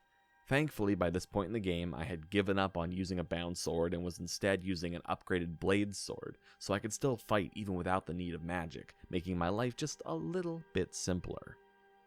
Finally, after treading through treacherous halls, you find the source of the voice, Morikai, a dragon priest wielding the Staff of Magnus. So, I do what anyone would do and I kick the guy's ass and retrieve the magical staff. The dragon priest also drops a mask, one of many spread throughout Skyrim. I have a vague memory of these masks being used somewhere, but I genuinely don't remember where that is, so for now, I just looted it and held on to it. With staff in hand, it's time to make my way back to the college, which is now completely encased in a magical shield. Outside, several teachers are battling off more magical sprites, and after assisting, we're able to break our way through, and I head off to give Ancano a piece of my mind. Using the staff focused on the orb, I fire away, trying to reverse what Ancano did, but he is dumb and he attacked me, so I had to kill him now, bringing my Thalmor body count even higher, and don't worry, it will keep growing for sure. With the evil Ancano slain and the staff used, I was able to revert the magic, which is when the Psijic orders show up and they take away the orb once and for all. It's probably for the best, really. They then declare me the new Archmage of the college, which I don't think they have the power to do, but whatever, I guess. And that's it. That is the College of Winterhold officially done. So now what? Do I go back and keep doing the main quest? Hell no, it's time to go buy a house. I figured it would be the perfect time to give my loving wife Ayla a place to live, so we could stop sharing her twin-sized bed in the basement of Jorvaskr. So, I set out to house shopping. There are quite a few houses to pick from, but they all share one requirement. You need to be granted the right to purchase property within a hold before you can buy a home. You can also build a home, but that is like really time consuming, so I opted to just buy one instead. I decided to go with this cute little home in Riften called Honeyside. The first step to getting the house is becoming the Thane of Riften so I could buy property, which is kind of crazy because how many Thanes are there? Like, if you just want to move somewhere new, do you always need to become Thane? Like everyone? Is everyone a Thane? Is it not a special title? Whatever. It's actually not that hard to do. First, I just needed to do a small quest chain where I stopped the drug trade in Riften. Pretty simple, really. I just needed to kill a drug dealer, find a supplier, and kill him as well. And that really sounds a lot more exciting than it actually was, but it wasn't that hard to do, I promise you. Once I had stopped the flow of drugs into Riften, the Jarl took notice of me and said I could build my reputation up more, and then I'd finally be able to buy a house. So I had to go around, donate a few coins to the homeless, help a few people with small tasks, easy stuff really, and then I was granted the title of Thane. Although, I think it's kind of wild that the Jarl here says that you are required to own property to become the Thane. Jarl Balgriff in Whiterun didn't really require that from me, but whatever. It It was my goal all along anyway, so I bought Honeyside for my wife and I to have a romantic place to stay. I also bought all of the upgrades because it was surprisingly cheap, so now I had a fully decked out house that I can just visit whenever I want to, for some shut-eye or some hanky-panky, whatever the wife and I are in the mood for. One weird caveat though is that when you are a Thane, you also get a personal housecarl as well, and if she isn't in your party, then she just stays at your house. So the vibes are a little weird with both my wife and Iona, the new housecarl there. With my housing adventure now done, it's finally time to get back to the main story of the game. But first, let's just do a little check-in with Andy the Conjurer. As I mentioned earlier, I traded in my conjured weapon for a real steel one because it's upgradable and has started outscaling my summoned blade. I also am decked out in heavy armor still, feeling pretty awesome to be honest. On the side, I have been leveling up my smithing and enchanting primarily so I can make some strong weapons and armor for myself. Also, I gave Ayla some glass armor because it was stronger than the Gunnar armor she had on. I think that pretty much sums up where I am. Oh, also, I am getting really close to maxing out Conjuration actually, and that presents some new opportunities to be overpowered as hell. Now, let's get back to the story. Just kidding, I did another side quest first. God, I am the most unfocused person in all of Tamriel. If you remembered earlier, much earlier, I can't tell how long because I haven't recorded this yet, but if you remember when I was doing the Saints and Seducers storyline, I mentioned that I didn't finish it yet. Now was the time to get it done. I had to travel into the Sewers of Solitude, which weirdly enough just required me to climb down a manhole in the middle of the street. Oddly enough, no one cared, but I climbed my way down and was met with a series of caverns full of weird bugs and a lot of random skeletons, until eventually I stumbled across a dude named Thoron doing some crazy rituals in the cave. Basically, I just had to kill him, and that was that. Done and done. You get a few items, which open a few more side quests, but they were mainly just grabbing some notes and talking to a person. The important thing to note about this whole side quest is, 1, it got me the ability to smith light, dark, amber, and madness armor and weapons, and it got me a cool hat that had really good magicka regen, which I will be using for the foreseeable future. Now, finally, I promise for real this time, let's get back to the main quest. When we left off last, we had just infiltrated the Thalmor embassy, learning that they're searching for a man named Esbern who may be able to help with the dragon issues. Luckily, Delphine knows Esbern and has an idea where he might be, so we're heading on a quest into the Ratways of Riften, where he might be hiding out. The big issue I had here is that for the quest, I need to talk to Brynjolf to learn of Esbern's location, and Brynjolf is actually how you start the Thieves Guild quest line, but I didn't really want to do those quests. However, I was forced to do the intro quest just to get him to talk to me, so I guess it's time to do the entire Thieves Guild quest line now? I'm just kidding. I'm staying in track this time, and like I said earlier, the Thieves Guild doesn't really suit my character. I just needed to do this one quest so he'd actually talk to me. It's not really a hard quest, you just have to sneak around, pick a lock, and then steal a ring, and plant it in someone else's pocket to frame them. What's funny is normally I fail this quest. Getting caught is, I think, fairly easy here, but even in my heavy armor, I somehow managed to do it this time, which is pretty cool. Maybe I should do the Thieves Guild. With that all done though, I headed into the Ratways so I could meet Brynjolf in his hideout, so I could actually, progress the story. The Ratways are the sewers beneath the city of Riften, full of what you might expect, skeevers and bandits, and also a crazy underground bar which is the home of the Thieves Guild. Kind of a weird location, but I guess when you're in a shady business it makes sense. In the bar we meet with Brynjolf again, and he tells me a bit more about the man hiding away in the Ratways, and from there, we are off to find Esbern. It's really not too hard to get through this next area, especially for a man of my conjuration skills, so I just breezed through and eventually reached the door of the old man I was sent to find. It takes a little bit of convincing, but eventually Esbern lets me in and I tell him about Delphine and her dragon slaying plans, and Esbern agrees to come along for a meeting. The only problem is that now the Thalmor, who were hunting for him, have turned up, so it's time to spill some more Thalmor blood. Huzzah!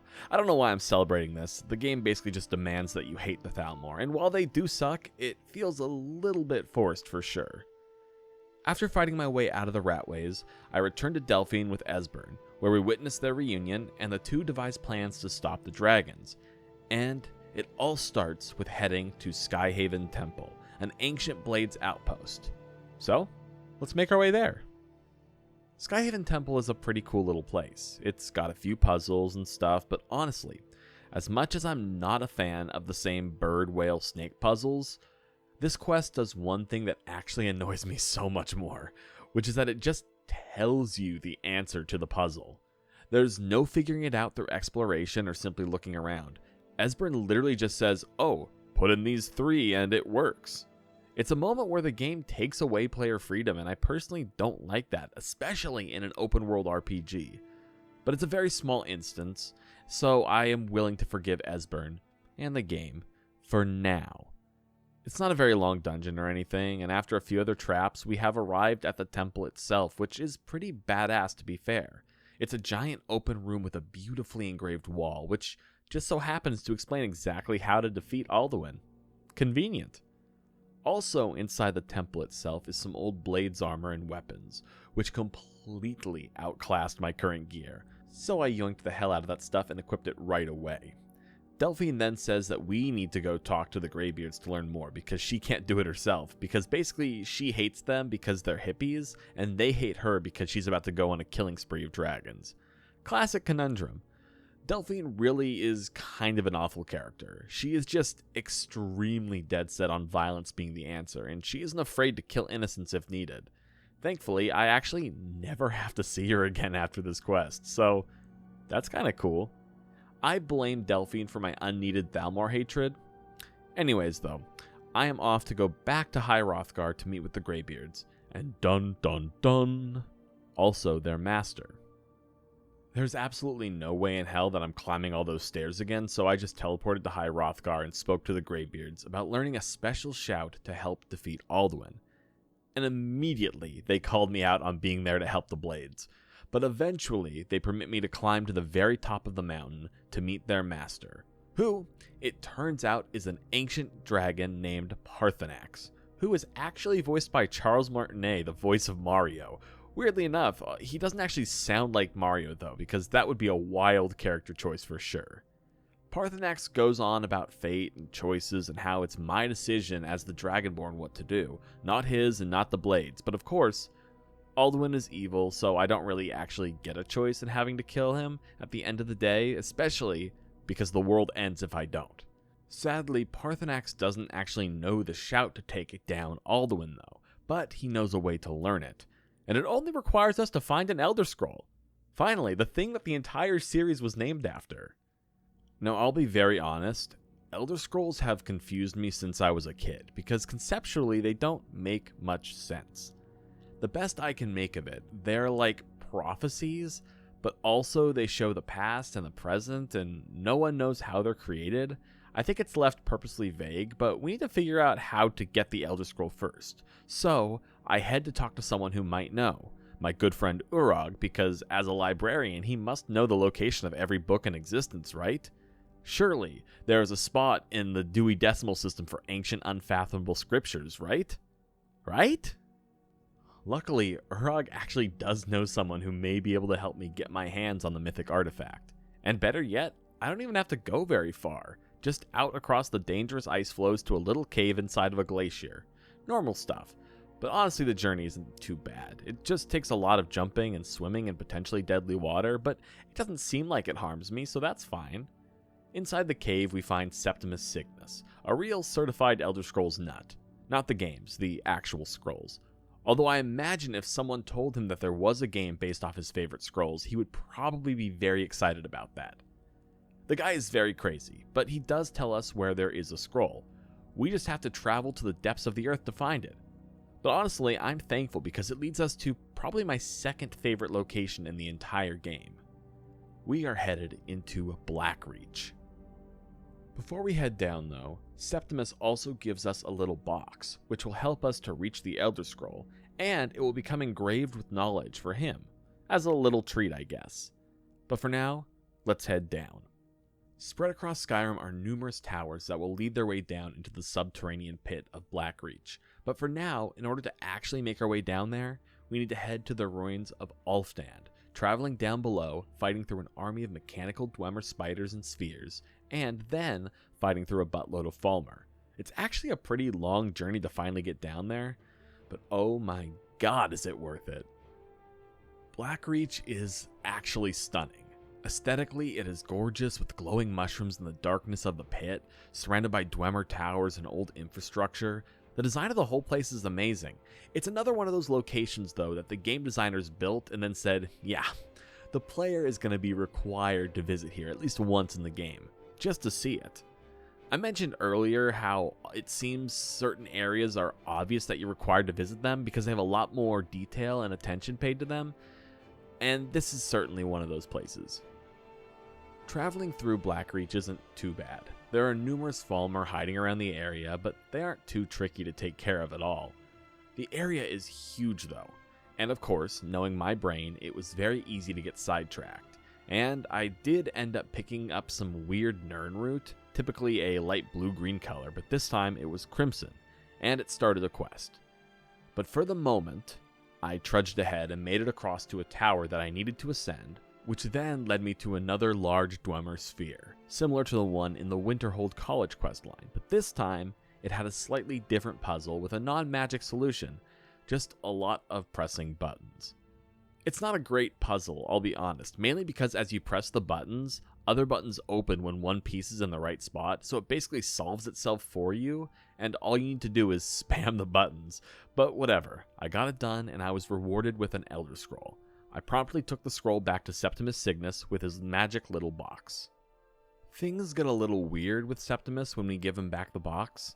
He's attempting to use it to open a different Dwemer sphere, and he has an idea how to complete his task, but he wants us to go and collect blood from a bunch of different races throughout Skyrim, which is very sketchy to say the least. And things get even sketchier when we attempt to leave his glacial hideout, and we're stopped by a goopy floating mass of eyeballs. Hermaeus Mora, the Daedric Prince of Fate and the Unknown. Hermaeus Mora is certainly a funky little guy, but basically he says that as soon as the box is open, Septimus Cygnus, who it turns out is his follower, will no longer be useful, and he offers you a job. I was a little torn on whether to accept the job or not, but I figured what harm could it do? It's better for me to accept than to anger the goopy tentacle man, so now I'm off to collect blood for Septimus. Well, I would be off to do that if I didn't yearn for the mines, so I actually headed back down to Blackreach first to go and investigate the Crimson Nirnroot, which turned into a whole adventure. The Crimson Nirnroot led me to a small Dwemer home in Blackreach, where I found a dead herbalist who was researching the plant. And then, I needed to collect fucking 30 of them. And they were spread all over Blackreach, in buildings throughout the main caves, in tunnels surrounded by enemies. I kind of thought it might be a thing where I find a stash of a ton of them in one room, but no, you just have to run around for a very, very long time finding them, with no quest markers or anything, just you in the darkness. But guess what? I did it. It was a long and arduous quest, possibly the longest in the game for me, although there were one or two others which might actually top it, but those come later. As arduous as it was, there was actually something kind of nice about the freedom of the quest. It was a nice moment to slow down from running from objective to objective, instead allowing me to simply explore and also really listen to the ambiance, because the only way to actually find the Nirnroot is by listening for their distinctive shimmering noise. I climbed cliffs, jumped in potentially dangerous pools, and explored forgotten ruins, but eventually, I did find 30 Crimson Nirnroot. And then the next step was to take it all to a little Nirnroot farm on the surface. And what did I get for my trouble? A book that very slightly improved my alchemy skills. Cool. Still, I do actually appreciate the exploration I got to do during this quest. But now, it's time to do something much more sinister. Let's go and collect some blood. So, this quest is kinda weird. I basically need to find every kind of elf. And I mean every kind. High elf, wood elf, dark elf, Falmer, or snow elf, and then orcs, which I guess are elves. Seems the Elder Scrolls went to the Lord of the Rings school of orc lore, so doing that meant I actually needed to find a whole bunch of different elves that I could kill without it being a crime. So I needed to find evil elves, basically. Falmer were easy because they are all evil as far as I know, so I found some beneath a lighthouse on the north of Skyrim, and then that was that. Also, I have big news to share. It was here that my conjuration finally hit level 100, and I think that means I'm officially the best conjurer in all of Skyrim. Also, as another fun fact, this is actually the first time I've ever maxed out a skill in any version of Skyrim, so that's pretty cool for me. When you hit max level, you get the option to make a skill legendary, and basically it resets the skill to the lowest level and gives you back all your skill points. For a long time I wondered why anyone would want to do that. You lose so much power from it, but then after researching and reading people's opinions on it, it makes a lot more sense now. So shout out to the random Reddit threads I was reading, but basically it allows you to re-level the skill, meaning you can level up your character more. But doing it to my main ability would be kind of pointless right now for sure. Now back to finding more blood. Most of the other bloods were pretty easy to find. I got Wood Elf, Dark Elf, and Orc by just searching a random cave full of bandits. The one that I knew was going to be the most trouble was the High Elf blood, because I feel like you never actually see any High Elf bandits. I don't know if they are too high and mighty for that lifestyle, but to make it easy, I just went back to the Thalmor embassy, broke into their barracks, and killed a bunch of Thalmor members. Now, I would have only killed one, but the place was packed and they were asleep, and they all started waking up, so I had to go and kill them all. I apologize to all the High Elves out there, I just did what needed to be done. Anyway, back to Septimus Cygnus now. So, I returned to him, gave him the blood, and he used it to open the Dwemer Sphere. And then the dude just died. Ripped to a weird man, I guess. Then Hermaeus Mora appeared again, and once again I was too weak-willed to refuse him, so I became like his mortal servant or something, and he let me into the Dwemer Sphere, where I then found a cool book called the Augma Infinitum, and I kind of thought, damn, I did all of that to get a book? What a ripoff. But actually, this may be the single best quest reward in the entire game. When you read the book, it lets you choose any of the 3 branches of the skill tree, Might, Shadow, or Magic, and it levels up every single ability in that tree by 5 levels, which is completely absurd, especially for such an easy quest. Even though I was already level 100 with Conjuring, I decided to still boost the magic trees, granting me some bonus points in Restoration and Enchanting, which I tend to use the most. My other main skills, Heavy Armor and One-Handed, tend to level themselves up pretty easily on their own. Before I get back to the main quest, I also just wanted to show you this silly glitch that happened where Ayla's head just completely disappeared. She had been fairly glitchy recently. I think maybe the cold was getting to her and she finally just lost her head. I'll see myself out after that joke. Now it's time to leave this part of Skyrim and go back to the Throat of the World, where it's time to read the Elder Scroll and take on Alduin.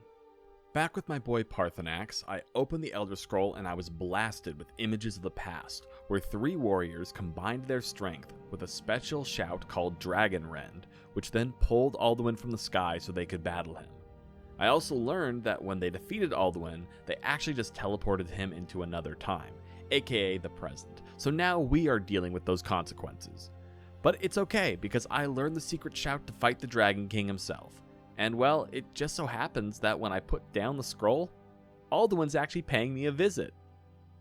This battle, and many others as we keep getting forward, are pretty laughably easy, because at level 100 Conjuration, I can summon 2 allies at once, which means I get 2 Dremora Lords who absolutely destroy anything that moves.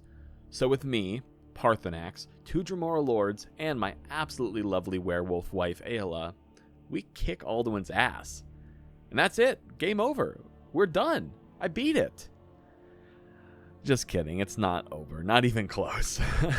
Alduin runs away to the Nord Heaven, Sovngarde, and yells the classic "I'll be back" line from Terminator. And so the quest continue, and we need to chase Alduin to Sovngarde to battle him and defeat him once and for all. But to do that, we first need to do the unthinkable, and capture a dragon who can carry us to the portal that leads there. Now, I know you're probably gonna hate me for this, but I decided it was time for a little side questing. And by a little, I mean a lot. Like, a lot. We're not gonna be back to the main quest for a while. So, bear with me please, because it's time to go to war with the vampires in the Dawnguard DLC. Yippee! Hooray! I write some embarrassing shit in my script sometimes. Out of the 3 main DLCs for Skyrim, Dawnguard, Hearthfire, and Dragonborn, Dawnguard is the only one I've ever actually really played. I've always liked its gothic vampire aesthetic, and along those same lines, I've always sided with the vampires, at least at the start. But I figured for this I should be adventurous and side with the Dawnguard instead, just to experience whatever happens. For now though, it all starts the same. We head to Southeast Riften to Fort Dawnguard, where Isran, a slightly grizzled ex-vigilant of Stendarr, has begun recruiting to fight off the vampire threat, and I am doing my duty and enlisting. Along the way to the fort, I'm joined by a young Nord, also looking to enlist, and he just keeps talking to me, so I ignore him, which sometimes is something I do in real life when I'm uninterested in the conversation. You see, my real life skills also apply greatly to Skyrim as well. Eventually though, we make it to the actual fort, and Isran, seeing how strong I am, immediately accepts me into their ranks. The Nord, named Agmaer, isn't accepted right away though, but Isran says that all are welcome because they really need recruits. The quest line picks up right away, as I'm immediately given a quest to go and investigate a cave where there's been a lot of recent vampire activity. So, I do as I'm told and I head to the cave where, true to Isran's words, it is filled to the brim with vampires. In fact, I also become infected with Sanguinar Vampiris, meaning that I will soon become a vampire, but I'll get that cured in a little bit. Also, I should mention, for some reason, even though I cured my lycanthropy many hours ago, the game still thinks that I'm a werewolf. In the stats menu, it shows that I've spent most of the game playing as a werewolf, which in itself is fine. I don't really care that much. But the annoying part is that people are constantly commenting on it. Guards will say shit like, "Is that hair growing out of your ears?" Or, "You smell like a wet dog," which might be funny if I was actually a werewolf, but I'm not, so it's just mean. Remind me to murder all those guards in Skyrim later. For now though, I proceed through the caves, battling off numerous vampires and their thralls. There are quite a few of them, but after not too long, we figure out why they're there. Sealed away behind a shockingly easy light puzzle is a vampire woman carrying an Elder Scroll on her back. The vampire, Serana, is everyone's favorite NPC to simp over, and I would be lying if I said I didn't want a sexy vampire wife, but alas, I am a married man, and I already have a beautiful supernatural creature in my life to boot. Also, you can't marry Serana, much to many players' disappointment. Trust me, there are so many mods that make it possible, but that's all besides the point. Finding a vampire sealed away in a cave raises many questions, and it turns out Serana is also pretty confused by what's happening. So, she asks you to escort her back to her home in the far northwest of Skyrim at Volokar Castle. And as the gentleman I am, and with Aela still as my companion, my wife and I escort the vampire back to her mansion. Volokar Castle is on an island off the coast, but thankfully there's a boat tethered to the shore for us to use. Mighty convenient, or maybe it was fate. At the castle, Serana's return is announced by the guards, who lead us in and we meet her father, Harkon. As thanks for bringing Serana back, Harkon offers us a gift, his bloodline, to become a vampire lord. Vampire lords, much like werewolves, offer benefits and drawbacks, as I mentioned a bit earlier.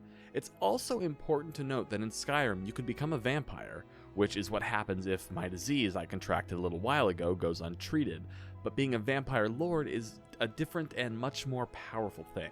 It offers a full transformation with new powers unlocked. Sadly for y'all, you will not get to see that in the game because, like I said, I am going to side with the Dawnguard for the first time, which means refusing Harkon's gift, which he considers foolish, but he lets you leave, saying that I can go free this time, but I will be killed if I ever return. Dude's kinda dramatic. We're now entering a completely fresh area for me. Seeing something I've never seen before, so it's kind of a cool feeling, although it's not as cool as it may seem, but we'll touch more on that in a bit. But for now, I return to Fort Dawnguard and alert Isran about the Vampire Lord and the Elder Scroll. The only option forward for the Dawnguard is to begin recruiting new people en masse, and by en masse I mean recruiting 2 new people, Gunmar and Serene. So, that's where I head next. And honestly, if I was asked to stereotype 10 Skyrim NPCs, these characters would be in the lineup every single time. So first, I went to Gunmar, who is camped out hunting for a bear, and he refuses to come help the Dawnguard until the bear is dead. I think it's like his Moby Dick or something. Anyways, I helped Gunmar kill the bear, actually like several bears, but I guess only one was the one that he was hunting for. And with that out of the way, Gunmar reports to Fort Dawnguard to train armored trolls. The guy is actually insane. He is also the Dawnguard shopkeeper, so it's good to have him around. Next up is Serene, who's near Markarth researching Dwemer, another stereotype off the list. Her problem though is that she's missing some Dwemer gyros. Euros? Gyros? Which she's had a bag of, but then a mudcrab stole it. Which sounds like a pretty lame excuse to me, but I'm sure the mudcrab can't have gotten that far. In fact, her bag is literally like 10 feet away from her, just sitting near a river. She could have, walked over, but nope, I had to get the bag for her. And to be fair, in this case, I did win because there were 7 gyros in the bag and she only wanted 1, so I kept the rest to sell later. And then she agreed to come to Fort Dawnguard too. Back at the fort, Isran greets us with a bolt of blinding light to the face to make sure that we quote-unquote aren't vampires. Although, as this game has shown, vampires can in fact survive in sunlight, so I'm not sure what his plan was there. Anyway, it actually turns out that there is a vampire in the fort, Serana, who turned up looking for me because she needs my help. So, the unlikely partnership between a vampire and a vampire hunter begins. Serana says that her father is planning to destroy the sun once and for all, so the vampires can rule supreme over the world. Pretty comic book villain of them. In order to stop Harkon, we need to read the Elder Scroll that Serana was sealed away with, but to do it, we're going to need to find a Moth Priest, one of the few scholars who can actually read the thing. But where do we find someone who can do such a thing?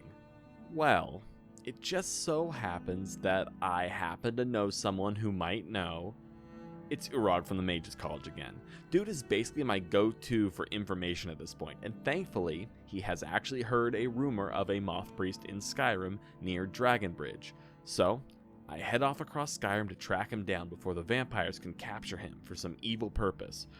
But uh-oh, it's actually too late. They've already taken the Moth Priest, so we have to go find where they went. Luckily, there's a conveniently placed letter nearby saying exactly where they took him. Perfect. Letter Ex Machina. The Moth Priest isn't actually too far away, he's just being kept in a cave, so all we need to do is track his ass down and rescue him. Theoretically very simple, but sadly the vampires have him trapped in a massive magical bubble, my greatest weakness. Luckily, I have a sharp object called the sword that can pop the hell out of bubbles. Actually though, I just needed to kill some more vampires and then deactivate it, but I find the visual of the vampires trapping this guy in a large soap bubble much more amusing. Once the Moth Priest is saved, his name is Dexion, which is way easier to say than Moth Priest, so I'm going to start calling him his real name now, we send him on his merry way back to Fort Dawnguard, where we actually go meet him again. We really could have just traveled together, but whatever. At the fort, Dexion reads the Elder Scroll, which reveals that we actually need 2 more Elder Scrolls to solve the puzzle. Literally the worst possible outcome. Thankfully, though, I actually already have one of the Elder Scrolls needed since it was the one I picked up for the main quest line just a short while ago. The other one, though, I'm still going to need to track it down. Thankfully, Serana has an idea where it might be. This is the point where the Dawnguard and vampire storylines collide again. So aside from different side quests, the only difference between the 2 sides is 2 main quest missions, one of which, the quest to get the Moth Priest, is actually pretty much identical except for a few small things. So yeah, it's kind of a false choice at the end of the day, it feels like at least. The differences aren't that major. I do wish the two different sides were just a little longer, giving you more time to learn about those around you, and while you can learn from the side quests, I wish it was more just front and center. But back to the Elder Scrolls. Serana thinks that the other Elder Scroll might be with her mother. The only problem, she has no clue where her mother is. But she has an idea, although really it sounds like a suicide mission. We need to go back to Castle Volokar. You know, the place that I was told I would be killed if I ever returned. Seems like a great choice. The theory is that Serana's mother, Valerica, might be hiding right under Harkon's nose, somewhere inside the castle. So, that's our only choice.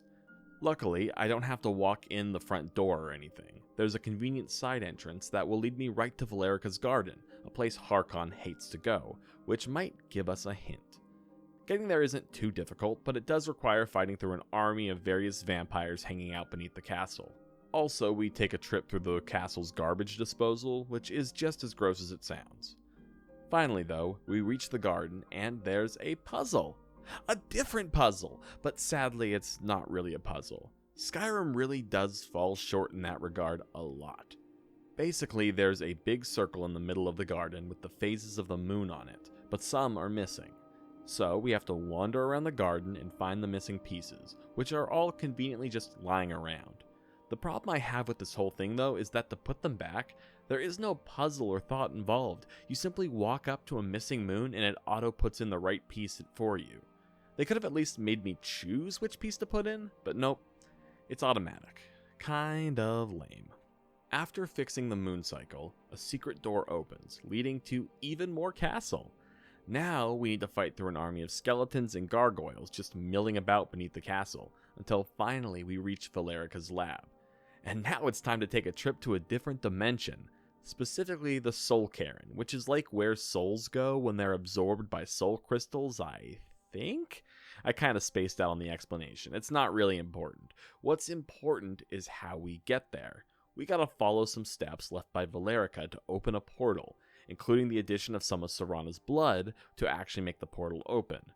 Once again, this is a case of Skyrim making things really easy, because all the ingredients are conveniently located in the same room.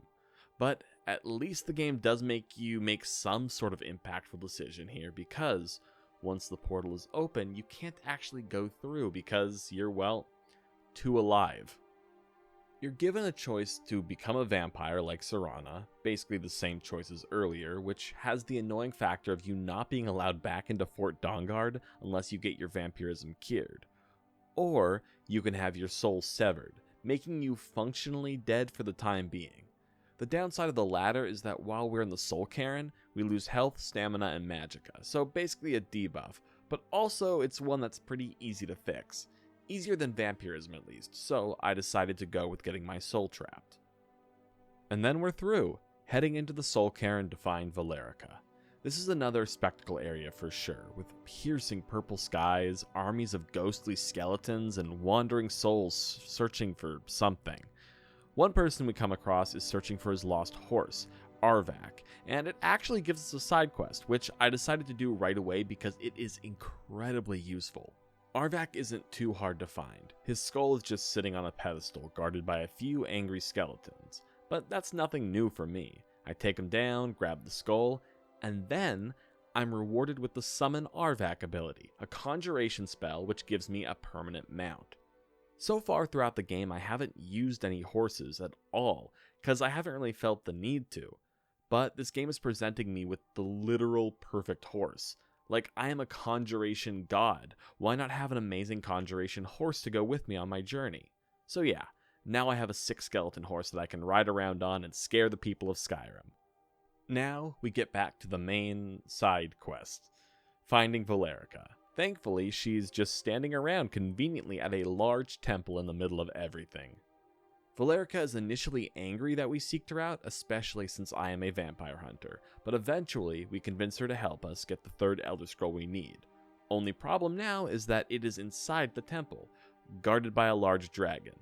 Also, the temple is sealed by a force field, which we will need to dispel first.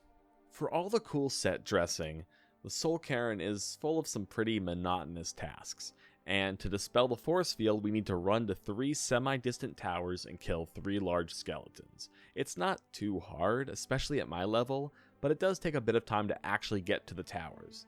Thankfully, I do have my horse now. After killing the 3 guardians, I just return to the temple and we head inside where the dragon, Durnavir, turns up to stop me. Luckily with Serana, Valerica, and of course my 2 loyal Dremora lords, we make easy work of him, sending him back into the ether. He can't actually die, but for now he's gone. And from there we get the second Elder Scroll we need. The reason Valerica brought the scroll to the Soul Cairn was to make sure that Harkon never got it, because using the knowledge, he would be able to destroy the sun. So, with the sacred knowledge in hand, we need to be careful to not let him get it. One final step before I can leave the Soul Cairn behind is that I need to get my soul fixed.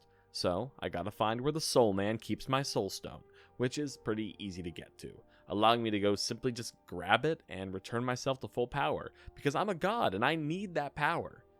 And with that, we are done with the Soul Cairn. I remember the Soul Cairn feeling like the longest area in the world when I was younger, but really it wasn't that bad. It was nothing compared to some of the other upcoming quests. A lot of the quests in this game start to feel like a breeze the further you get, so I actually do enjoy quests now that feel like an actual journey. So, while the Soul Cairn was a step in the right direction, I actually do wish there was kind of more to do there. But maybe that's just me. Once we get out of the Soul Cairn, Elder Scrolls in hand, it was time to head back to Dexion to see what the scrolls actually say. Only now there's one big problem. Like, an actually massive problem. Apparently, Dexion didn't prepare well enough when he read the first scroll, and he's now gone blind. Because of course he did. I'm kind of torn on this plot point. On one hand, it feels like an easy way to just drag out a story, but on the other hand, it forces us to go to one of the cooler locations in the game, so I can't be that mad. Basically, Dexion tells us that there's a way to read the scroll without him, but we need to go to a mystical glade in Skyrim where we can cut bark from an old-ass tree, which will draw moths to us, and they will allow us to read the scrolls. Kinda goofy, but kinda sick. Also, it just completely invalidates the job of a moth priest if we could just do this the whole time, but whatever, I guess. So, Serana and I head to the Ancestor Glade. And fuck man, this place is so pretty. Just an absolutely beautiful subterranean grotto. It's kind of funny. I recently thought I'd try some of the graphical overhaul mods for the game just to see what would happen, and I gotta say, I actually like the way Skyrim looks, even for a 14-year-old game. Like, sure, it hasn't aged the best, and there are quite a few graphical glitches around, but man, does it have such an extremely specific, distinctive style that you just can't fault. It genuinely looks very good, and it sets the perfect tone for the game. So when you try and smooth it over with some lush overhaul mod, it loses some of the charm. I'm sure there are people who disagree with me on that. I've really never been huge into mods like some folks are, but there really is something quite beautiful and almost ethereal about vanilla Skyrim. So, at the glade, we go to one of the ancestor trees and cut off some of its bark. And then we get to run around, collecting a bunch of swarms of moths who will fly around us. Also, take note of the fact that while I'm doing this, Serana is nowhere to be seen. She got stuck somewhere in the cave, which will cause problems for us in a moment. I did actually feel a little bad though that she was missing how pretty this glade was. Once I had enough moths, it was time to read the scrolls. So read them I did, and I learned the location of Ariel's bow. A mystical bow which in the wrong hands could spell the end of the sun, but only if we don't get to it first. So, it was time to head back out and then venture forth to find the bow. Only problem was I was now locked inside of the Ancestor Glade. You see, there's supposed to be an ambush here, but since Serana is further back in the cave and never made it, it caused some issues and I became locked inside while Serana battled with vampire intruders. There are a few different ways to handle this, and it took quite a while, but eventually I was able to summon a few of my Atronachs outside of the gate I was behind, and they managed to help fight off the vampires, allowing Serana to make her way to me and open the gate letting me out. A bit dumb and a good example of some of the buggy things that can happen in the game, but it really wasn't the end of the world. Now we're headed off to Darkfall Cave, where supposedly Ariel's bow is located, and this turned out to be quite the undertaking. I remember thinking about how long the Soul Cairn quest was, but this one undoubtedly took me twice as long to finish. Although I did get a little sidetracked sometimes, but that's okay. Darkfall Cave is a pretty typical Skyrim cave, filled with some spiders and the such, but eventually it leads to another one of those absolutely beautiful areas. At the end of the cave, we come across a snow elf, basically what the Falmer were before they got all corrupted, and he is set to send us on the path to retrieve the bow. But in order for us to get it, we have to find and kill his brother, who's gone full evil mode. So, now begins a long journey into the Forgotten Lands, through several portals and across many snow tundras. But man, this place has some beautiful design. So basically, the goal of the area is we have to carry a pitcher of water to a bunch of different temples and fill up a bunch of basins for the path to open. So, let's get it started. We fill up the pitcher and go through the first portal, which immediately dumps us into a cave. This time, however, instead of just spiders, the cave is full of Falmer, who we need to battle through until eventually, at the very end of the section, we reach another one of those sacred basins, which we then fill up, and another portal leads us on our way to the Forgotten Vale. This is another one of those extremely aesthetically pleasing zones, which I shan't be forgetting anytime soon. It's a massive open tundra with frozen lakes and a constant aurora borealis above our heads. It simply is beautiful, and it would be better if it weren't for the fact that we are constantly being attacked by saber cats and various other creatures.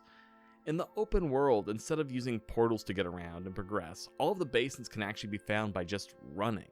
So, run I did, around the whole area. Eventually, I stumbled upon a frozen lake, which 2 dragons then broke through, and I had an epic battle that was actually pretty nifty. And it got me a new dragon shout. Also, at this point, I had amassed like 20 dragon souls that I just hadn't used because I seriously just never used them. I know I've mentioned it before, but like, these souls keep coming into my body, and I'm not letting them out. After bringing water to all of the basins in the open area, there's just one left to go.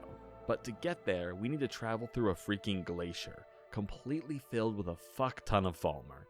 This is weirdly enough one of those areas that I actually remember the most.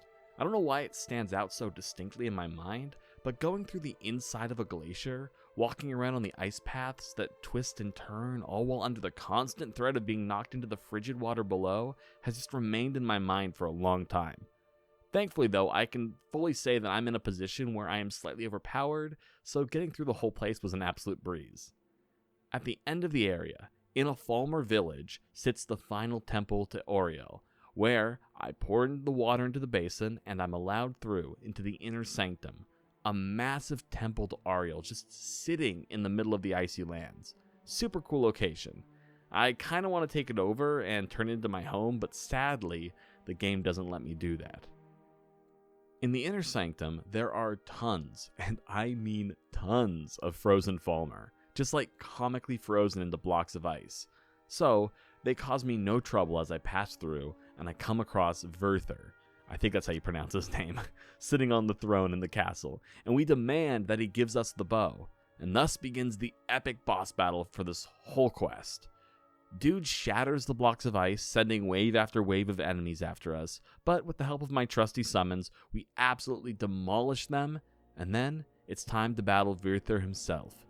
During the fight, he shatters the roof and runs away to a balcony, where we learn the horrible truth. Well, horrible depending on how you feel about things.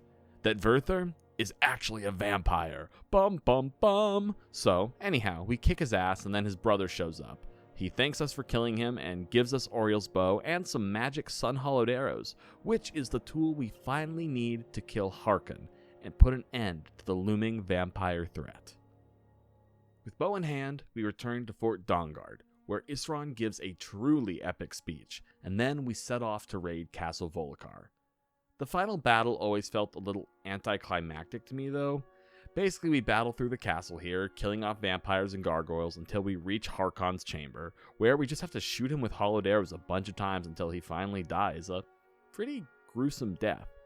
It's not all that hard to do. The magical arrows make him weak as hell, and you can basically just kick his ass after that.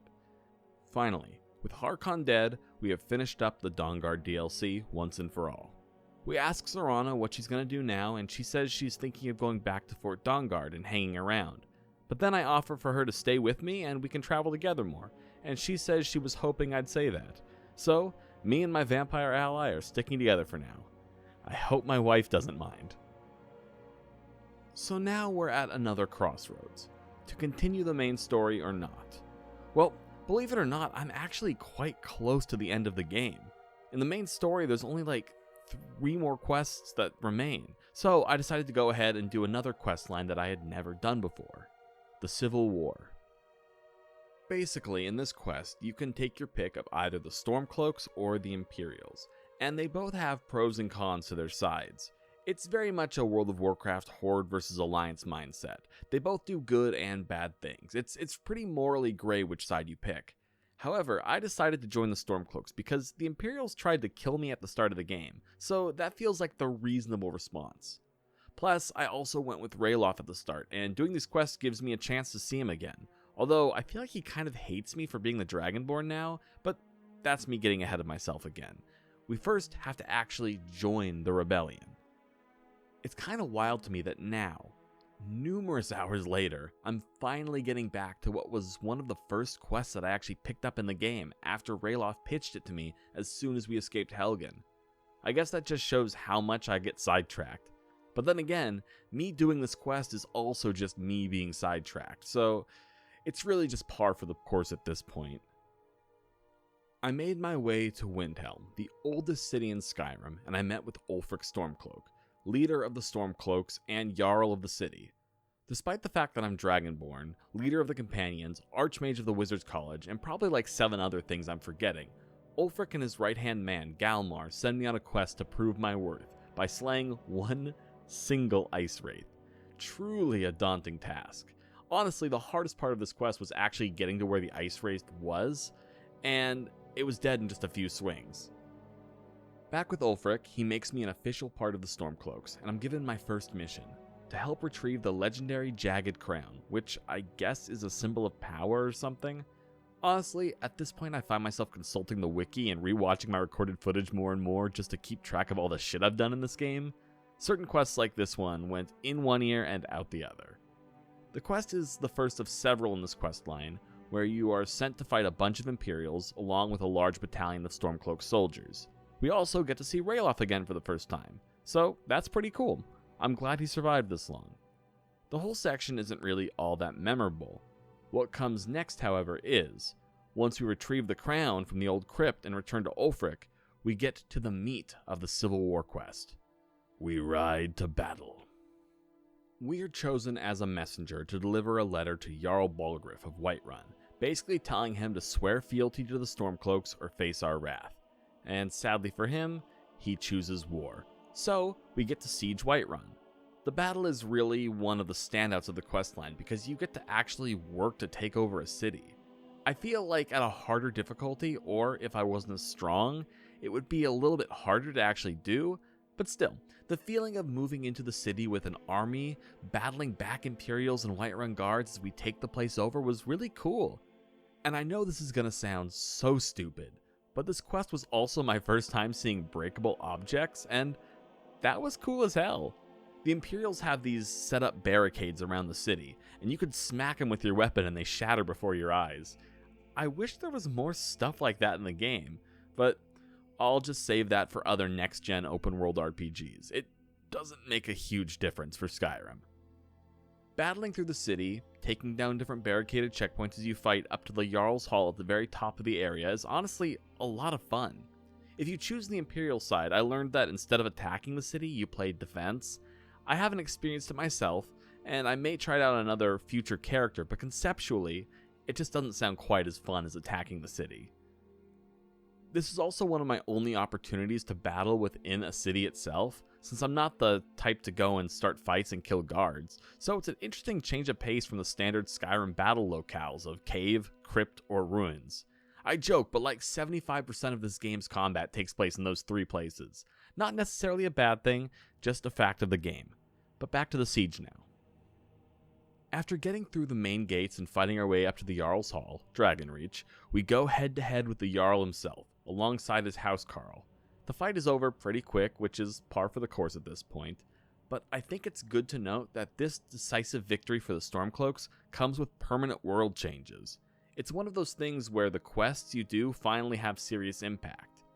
After Jarl Balgruuf yields, he's arrested and hauled away, and he's replaced by a Stormcloak sympathizer, Vignar Greymane. From now on, he is in charge of the city, along with his new staff. And there also is a lot of new added dialogue options for practically every NPC in the city about surviving the Stormcloak attack and differences under Stormcloak rule. These are small things, but they do make a huge difference in making the world feel more alive. The actions have consequences, and I've talked a lot about how important I think that is in a good RPG. Plus, as I showed earlier, it's not something that Skyrim always does, even when it's given the opportunity.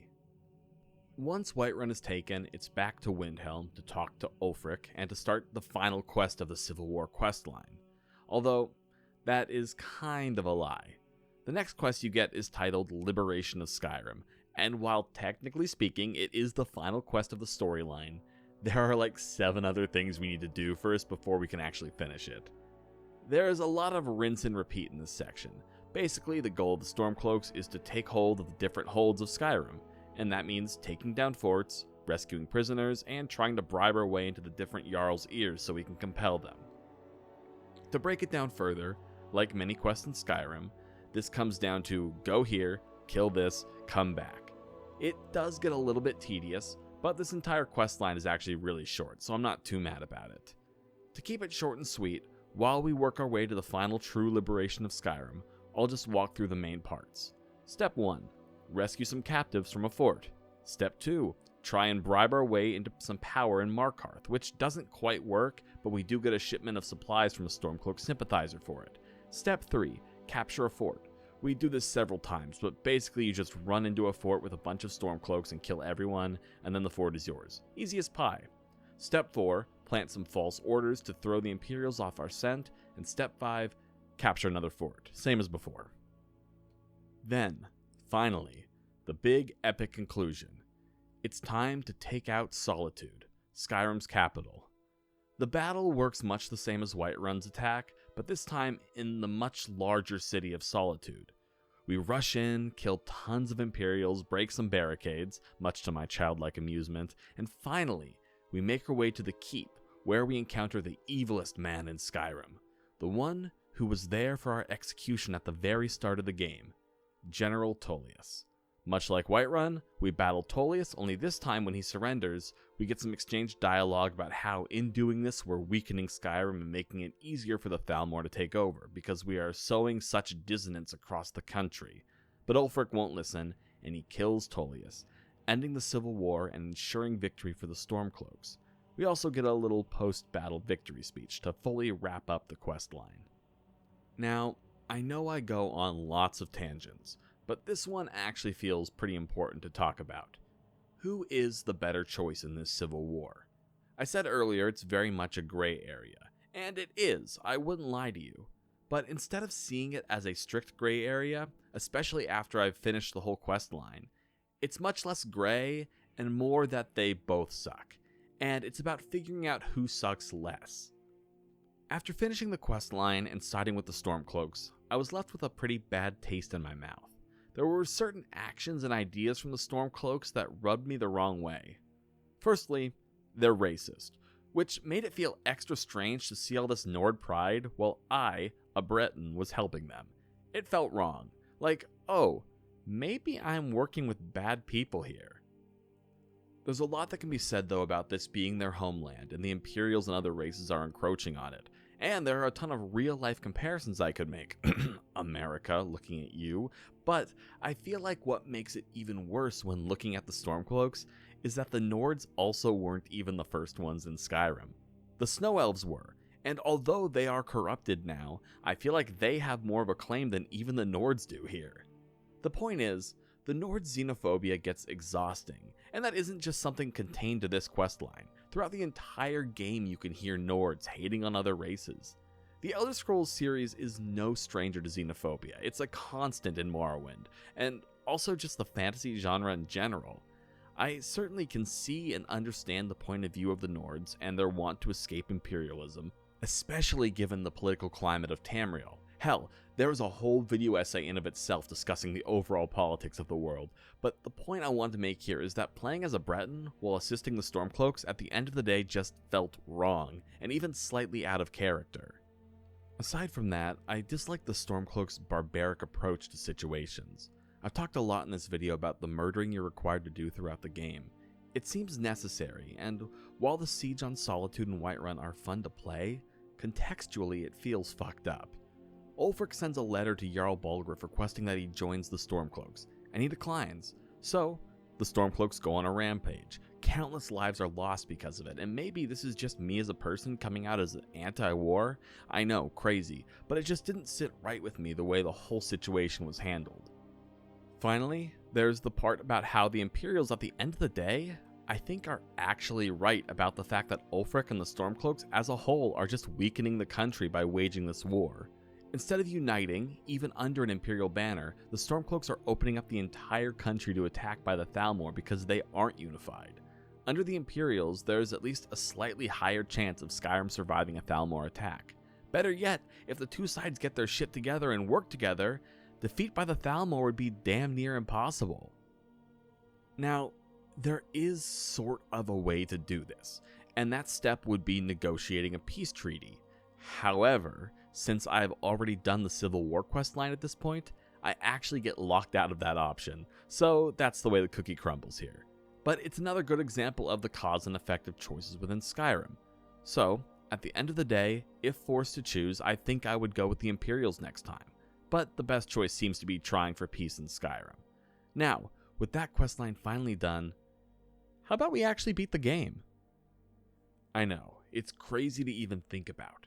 After all of this time, almost 14 years for me, or maybe just the few hours that you've been watching this video for you, but yes, it is actually time to go and defeat Alduin and finish the game. So, how do we do it? How do we bring about this evil dragon's end and stop his dragonocalypse? It starts with trapping a dragon. Last time we talked to Parthenax, 2 quest lines ago, he suggests that we use Dragon's Reach in Whiterun for its intended purpose, capturing a dragon. But we need to go and talk to the Jarl to get his permission. And it's kind of funny, because since we started this quest, Whiterun has kind of undergone a change of management. But I feel like I do have the new Jarl on my side since his new job is thanks to me. He agrees to help out with the plan, and now we need to figure out how to actually get a dragon to come to the city. Our target is Odahviing, a dragon who is loyal to Alduin, and we need him to come and fight us. Thankfully, getting a dragon to come is pretty easy. No pun intended. We just gotta go talk to Parthenax again, and he teaches us that dragon names have power, and we can just summon him by calling out to him. Names having power is a pretty common trope in a lot of fantasy, so it really shouldn't be unexpected. But now it's time to go and capture that dragon. So, we head to the back porch of Dragon's Reach, where the Jarl has their Dragon Catcher 2.0 set up, and it is literally just a plank of wood on chains. But whatever. We call out for Odahviing, and the cocky bastard actually accepts the challenge, so we duke it out for a little while until eventually he gets weakened, and I goad him into the trap. And that is when the guards drop the wood on him, trapping him in Dragon's Reach. After a little bit of talking, Odahviing agrees to help us travel to Sovngarde to battle Alduin. We just need to set him free. And true to his word, we get a little ride on a dragon now up to a temple high in the mountains. Our goal here is to make it through this temple to the portal at the top, which will take us to Sovngarde. Standing in our way, however, is about 500 Draugr and several Elder Dragons. The Elder Dragons aren't actually that hard to deal with. I will say the hardest part of this entire mission for me was the damn Draugr. At this point in the game, they are leveled up versions, mostly Draugr Scourges or Draugr Deathlords, and while they can't do much to me, they are extremely spongy. It takes many swings to just down one of them, even with the assistance of my summons. A lot of games do this, where in the late game to keep things difficult, instead of actually making it harder, they just artificially inflate enemy health, and you have to just hack away at enemies to kill them. I love the game Borderlands 3 for a lot of reasons, and they eventually changed this, but in the initial release of the game, if you played on the harder difficulty, they made every single enemy a bullet sponge, and it took forever to kill anything. It was just unfun at that point. If you want a really good example of scaling, look at something like Dark Souls games, where enemies do get tougher and gain more health, but it scales perfectly with how you level throughout the game. Okay, sorry for the tangent, let's get back to killing Draugr. Eventually, I actually gave up on fighting them at all, because it's overkill. So I just swooped past and made my way to the top of the temple, where there was a dragon priest waiting, closing the portal, so I was forced to battle him. And thankfully, he was actually less spongy and a little bit more challenging than the rest of the skeletons around.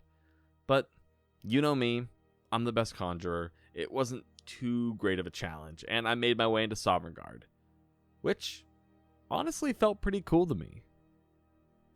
I've watched people play the game. I've seen speedruns, I know exactly what's coming within the main story, but actually playing it yourself, getting there with a character that you built from the ground up is a very special feeling, and the design of Sovngarde is pretty fantastic. As you enter, you could see the massive mead hall in the distance, blocked on the approach by a valley filled to the brim with fog. And then you see the menace himself, Alduin, flying around and attacking the valley and feasting on the spirits dwelling there. It's time to bring this all to an end.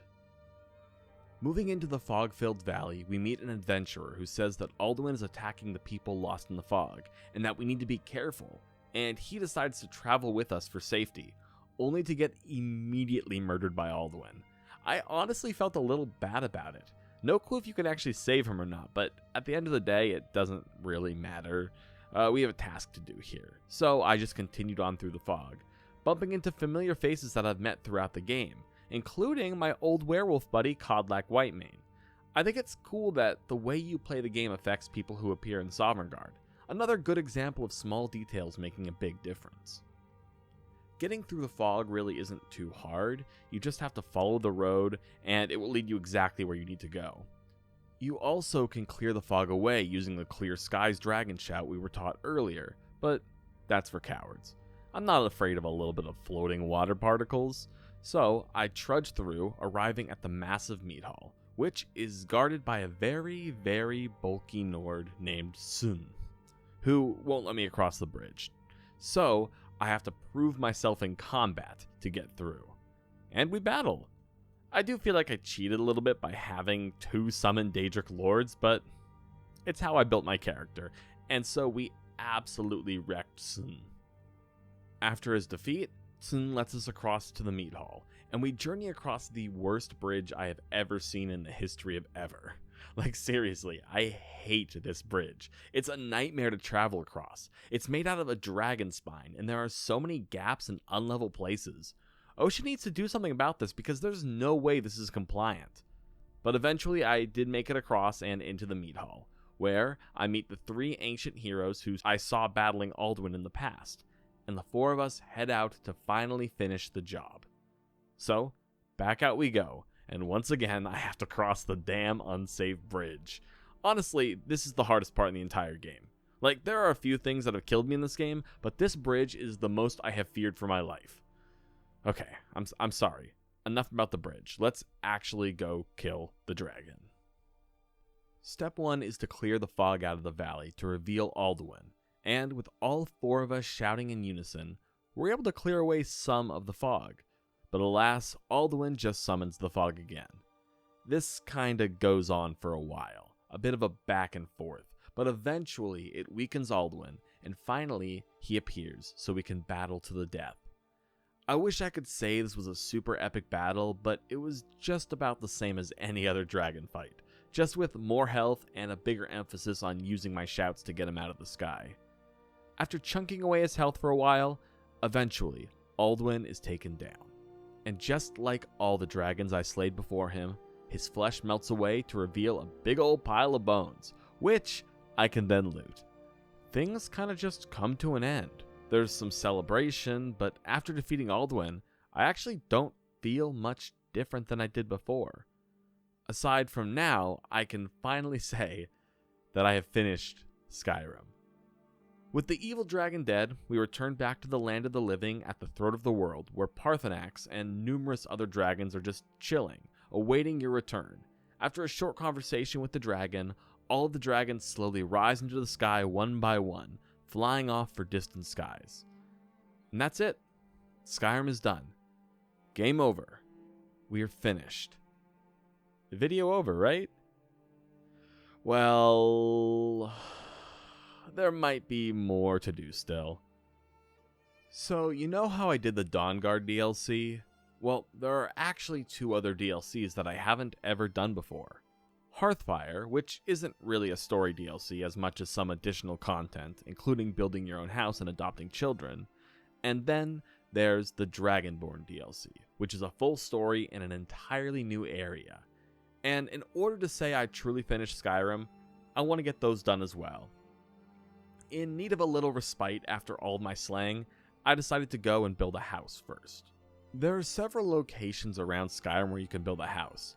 I opted for the Blackreach because I like the chilly pine forest vibes. And getting property actually worked very similar to buying my house in Riften. Before I was allowed property, I had to help out people enough to become the Thane in the Hold, so pardon me while I do some random quests to improve my standing in the area. It was mainly a lot of pointless busy work, so I won't go too into detail, but I did do one quest that turned out to be a Daedric Prince quest. A man is locked away in Falkreath after he apparently murdered a child, and according to him, he has been possessed by the werewolf curse after stealing a ring of Hircine. Now, he wants our help to save him from the werewolf curse by tracking down Hircine. And to do that, we just need to find a beautiful spirit elk in the woods and kill it, which then allows us to speak to the Daedric Prince of the Hunt.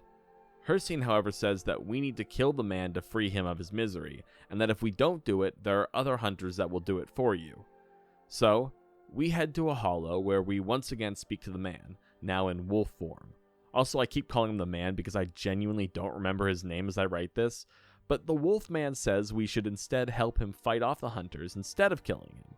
And since I've been a werewolf before, I agree to help the man because I'm not prejudiced against him. He is just trying to survive. So, I go through the hollow, killing all of the hunters, but then tragedy actually struck, and I think I accidentally hit the wolfman, which angered him, and I actually had to kill him still. So, in the end, Hircine got what he wanted. But, at least Hircine rewarded me with a cool cloak made from the wolfman's pelt. So, yeah, that happened. Also, it turned out that that quest didn't actually boost my reputation in Falkreath at all, so I didn't need to do it. Anyways, I just figured you should know about my silly werewolf adventure. Eventually, after completing enough tasks that I actually needed to do, I'm rewarded with the position of Thane, and I'm able to buy land in the Falkreath Hold. And now it's time for an epic house building montage. Not actually, but house building, just like in real life, is an arduous process and takes a long fucking time. You gotta have the materials to build the place room by room, and then you gotta build all your own furniture. I really don't want to bore you with the nitty gritty of it all, but I built an entry hall and a main hall with a bedroom, but eventually I got really bored and may have abandoned the project. I couldn't even get my wife to move there yet. I also spent a ton of money buying wood and then spent time mining lots of rocks, and man, this DLC really just feels like a time killer for when you have nothing else to do in the game. Thankfully though, I do have another thing left to do in the game. It's time to tackle the Dragonborn DLC, and finally, finish Skyrim. For real this time, I'm not lying. This is actually the last thing I'm gonna do. First things first though, it's time to say goodbye to my overpowered conjuration skills.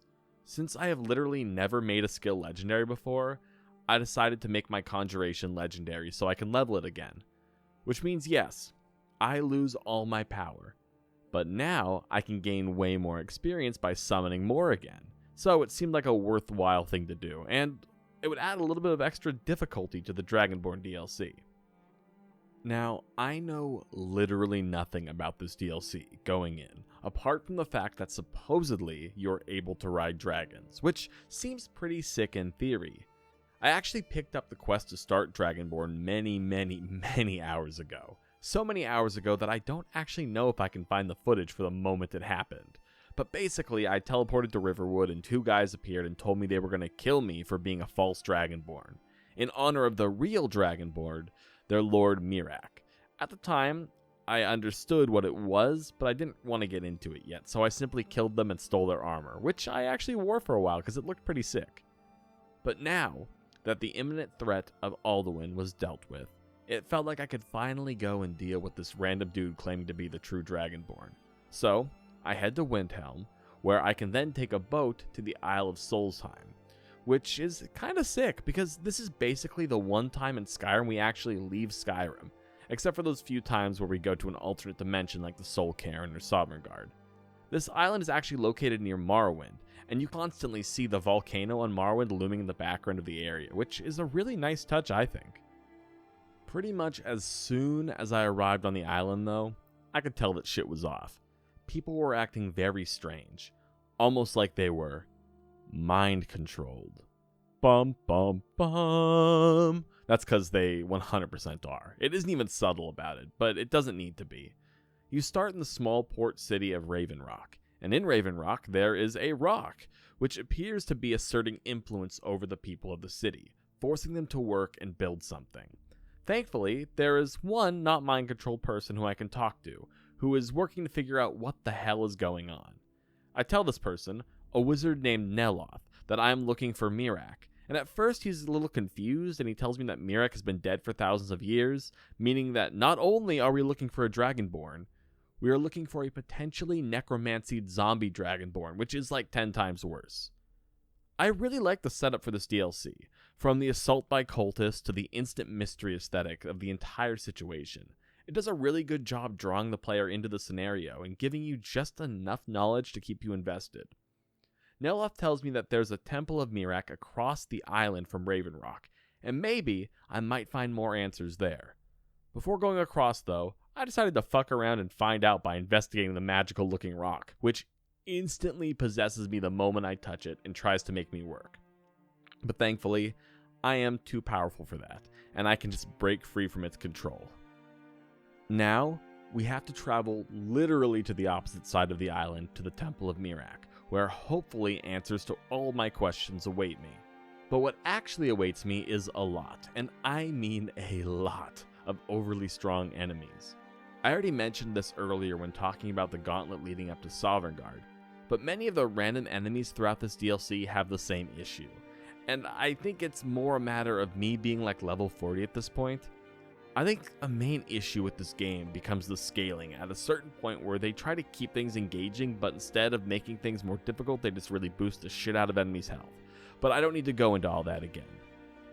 At the temple, I meet a Skull warrior named Freya, who is trying to free the people from her village who have been possessed by whatever force is controlling the other folks around Solstheim. Freya joins us as we begin our descent into the temple, and you guessed it, this means fighting more Draugr, and also more cultists, but no one really cares about them. In this game, it is Draugr or bust.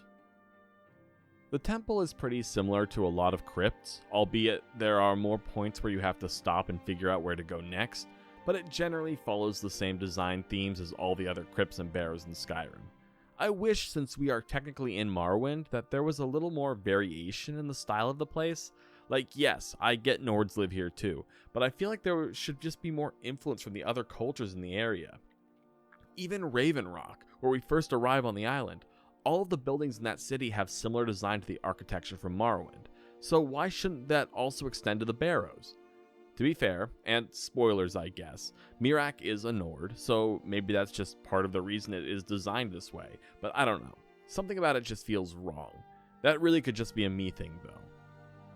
As we progress down to the bottom of the temple, finally we find a room with a big black book in the middle, and like a big red button, I absolutely felt the need to pick it up and give it a little read, which probably wasn't smart, because any large book could be cursed, but who cares? I do it anyway. And I find myself transported to another place, where I finally come face to face with the one and only Miraak, who seems to mock me, saying I'm not as much of a Dragonborn as him, or something to that effect. He also comments on the fact that I've already beaten Alduin, and that he could have done it too, because he's a cocky bastard. But that is a nice touch that he acknowledges other events in the game. He then basically says he's going to take over Tamriel and forces me back to the other world while he rides away on a dragon, just to add to his cockiness. Only dickbags ride dragons like that. Side note for later, when I ride a dragon, I am not a dickbag, only Miraak is a dickbag for riding dragons. I'm actually just trying to fit dickbag as many times as possible into this paragraph in my script, so don't mind me. Dickbag. I returned back to Solstheim, where Freya is like, what the fuck just happened? And honestly, I don't know how to answer her. But that is just because this is the everyday life of a Dragonborn in Skyrim. Shit happens and you just roll with the punches.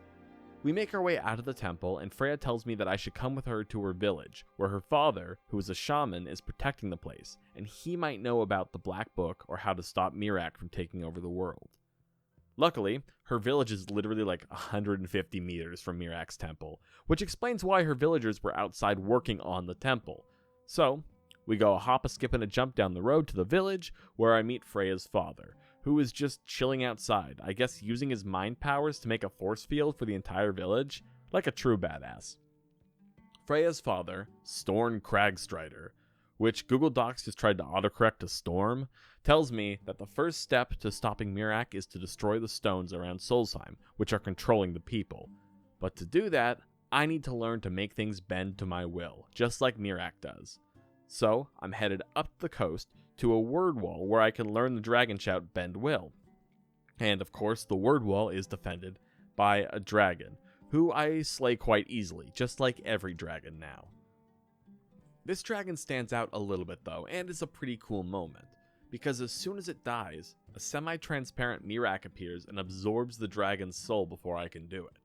And I thought conceptually this is a really cool idea. Like, oh, since he's trying to rise to power, he will simply steal power from me while I'm on Solstheim.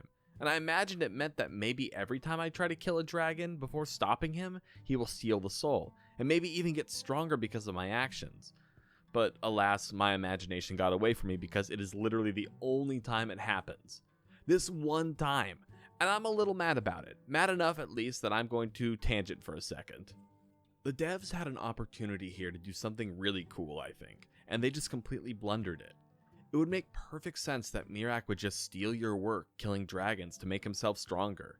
It fits his character, and it could add that extra wrinkle that every dragon you kill, Miraak gets stronger, adding to the sense of urgency that you need to stop him before he becomes too powerful, which could then lead to the player having to approach the somewhat tired task of killing dragons in a different way, i.e. not killing them, and trying to avoid them until Miraak is dead, or still killing them and suffering the consequences later on.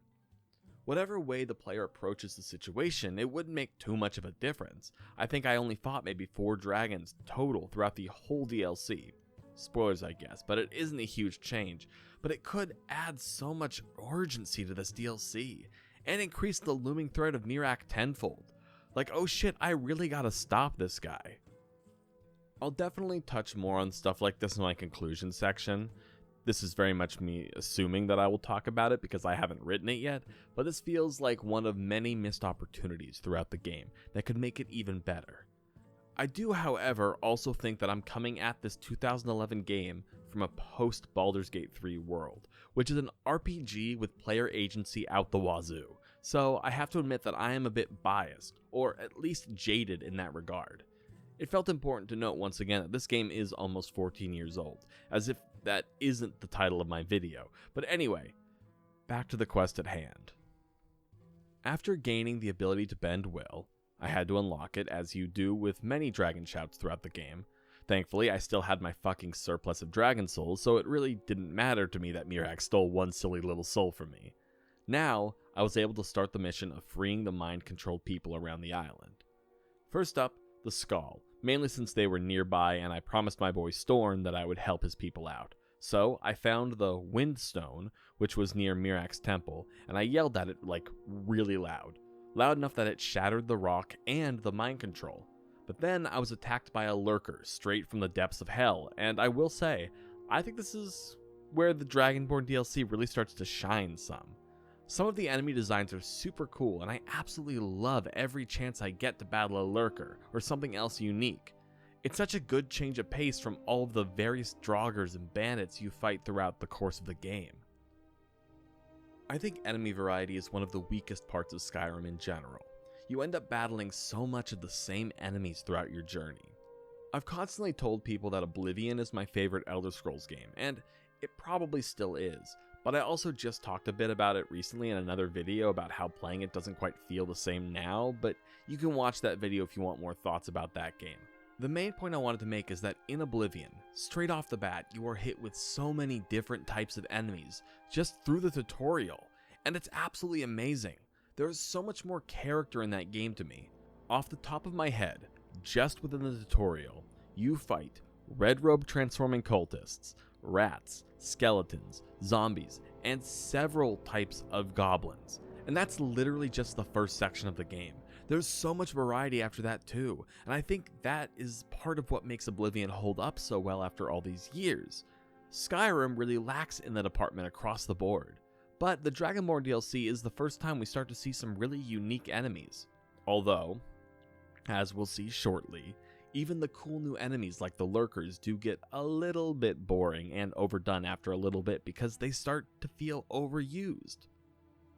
After defeating that lurker though, I can see that the Skull villagers are now free from the evil mind control of Miraak, and they're free to return to their everyday lives. So, clearly the plan to destroy the stones was a success. With that done, I return to Storn, who actually gives me 2 quests. One to continue looking into the Black Book, which teleported me to another plane of existence, and one to travel around destroying the rest of the elemental stones around the island, like the one we saw in Raven Rock at the start of the DLC, which will make Miraak weaker and slow his world domination plot. So, I figured the Black Book could probably wait just a little bit, while I free the minds of the controlled people first. So, as we've seen now, there are these rocks all over the island.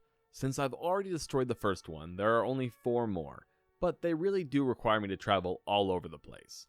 On the one hand, this means I'll be able to go around and basically set up fast travel points around the whole island, but on the other hand, it means that I need to actually spend a while going around everywhere.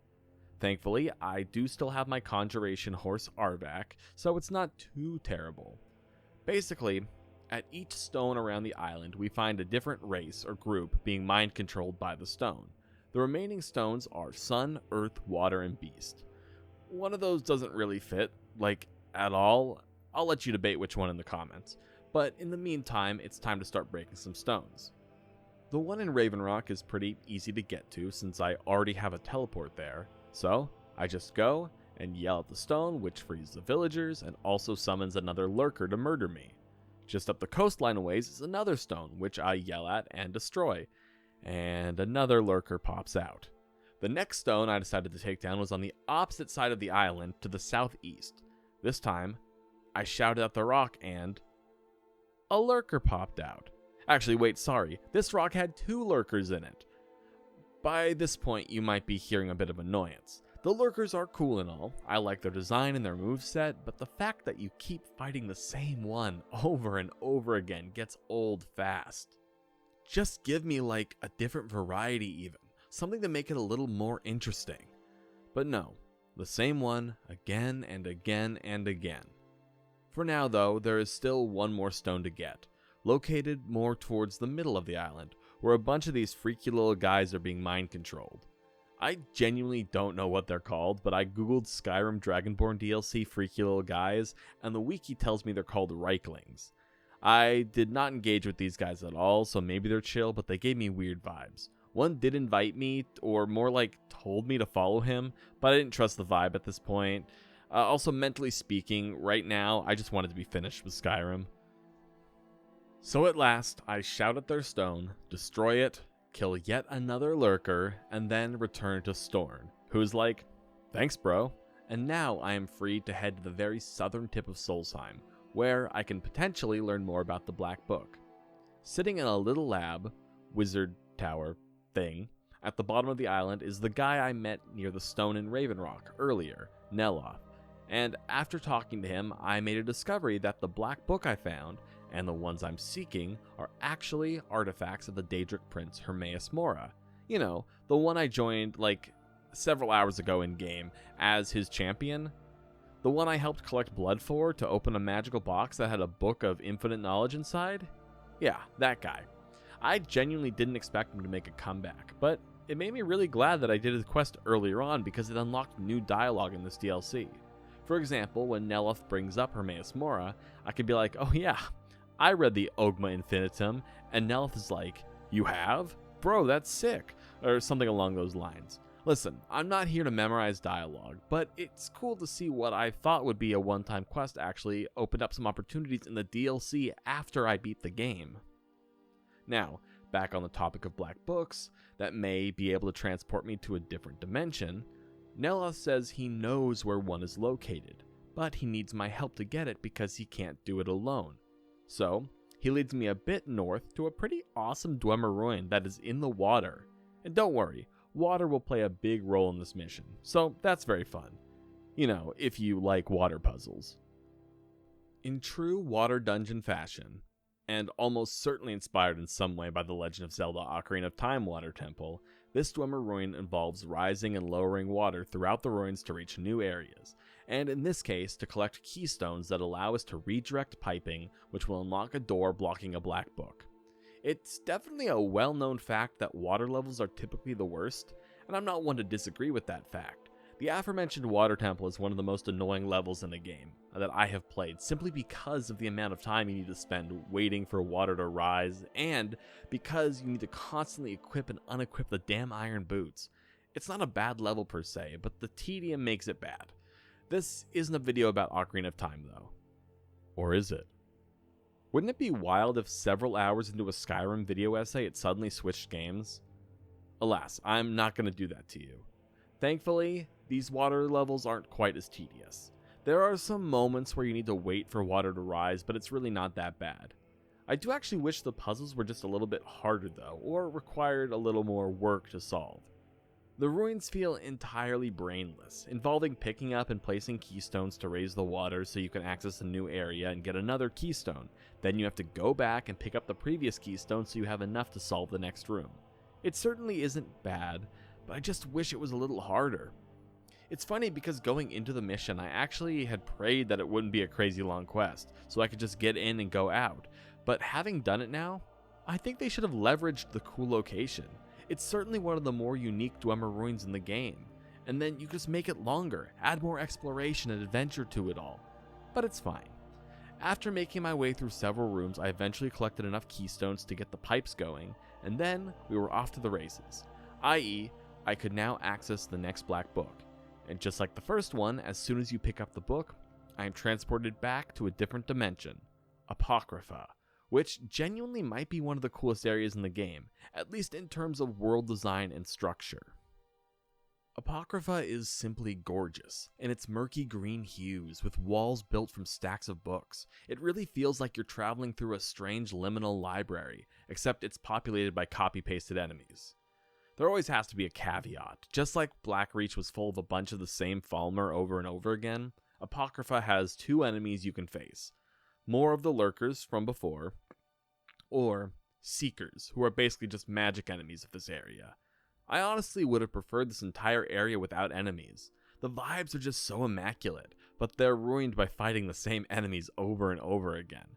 I get a sense that the devs were scared of making long puzzle sections with no fighting, but I would have preferred it. And don't get me wrong, there are some puzzles here, but they are also always punctuated by more of the same fighting. To start though, as soon as we get to Apocrypha, we're greeted by Hermaeus Mora, who I am very familiar with. I mean, I did call him Master a few times. He welcomes me to his library and tells me that I'm free to explore and come and go as I please. We also get a little bit of extra dialogue since I do know him. After Hermaeus Mora departs though, the real fun begins. A bridge unrolls itself and we get to wander the halls, and this is honestly the highlight of the DLC. That's right, not even the dragon riding, which hasn't even happened yet, can top this area for me. You travel through the halls, warping through books, labeling each different section as a chapter, which is really fun. and each chapter then brings you to a different vignette of Apocrypha, with twisting halls, literally, or bridges unfurling themselves before your eyes. It's rare for a game to evoke this kind of feeling that the book House of Leaves does. That sort of feeling of an infinite, ever-changing world that could just go on and on forever. Not to get too deep in the weeds, but as I'm writing this section, I have been playing a ton of the game Blueprints, and that game perfectly evokes the feelings as well, so go watch my video on that. Also, there are like no annoying enemies to fight in that game, which is perfect for what I want. The vibes of that game are so good. Yeah, so that's my review in this video essay about Skyrim. You're welcome. Back to Apocrypha though. We wind our way through, and most of the obstacle here is the enemies. Other than that, it's just walking through and occasionally pressing buttons, which open new paths. And by the time we reach the 4th chapter, we once again meet Hermaeus Mora, who says we can become powerful like Miraak, but he needs the knowledge of the Skull, which has been kept from him forever by our old friend Storn. Since I am doing his bidding, and because the game basically demands it of me, I need to go back and get Storn to hand over the knowledge, so I can learn to bend will even stronger and then defeat Miraak. Or, in Hermaeus Mora's mind, replace Miraak, because dude always wants servants. With that, we are sent back to Solstheim, and we get the opportunity to upgrade one of our shouts, with a fun modifier.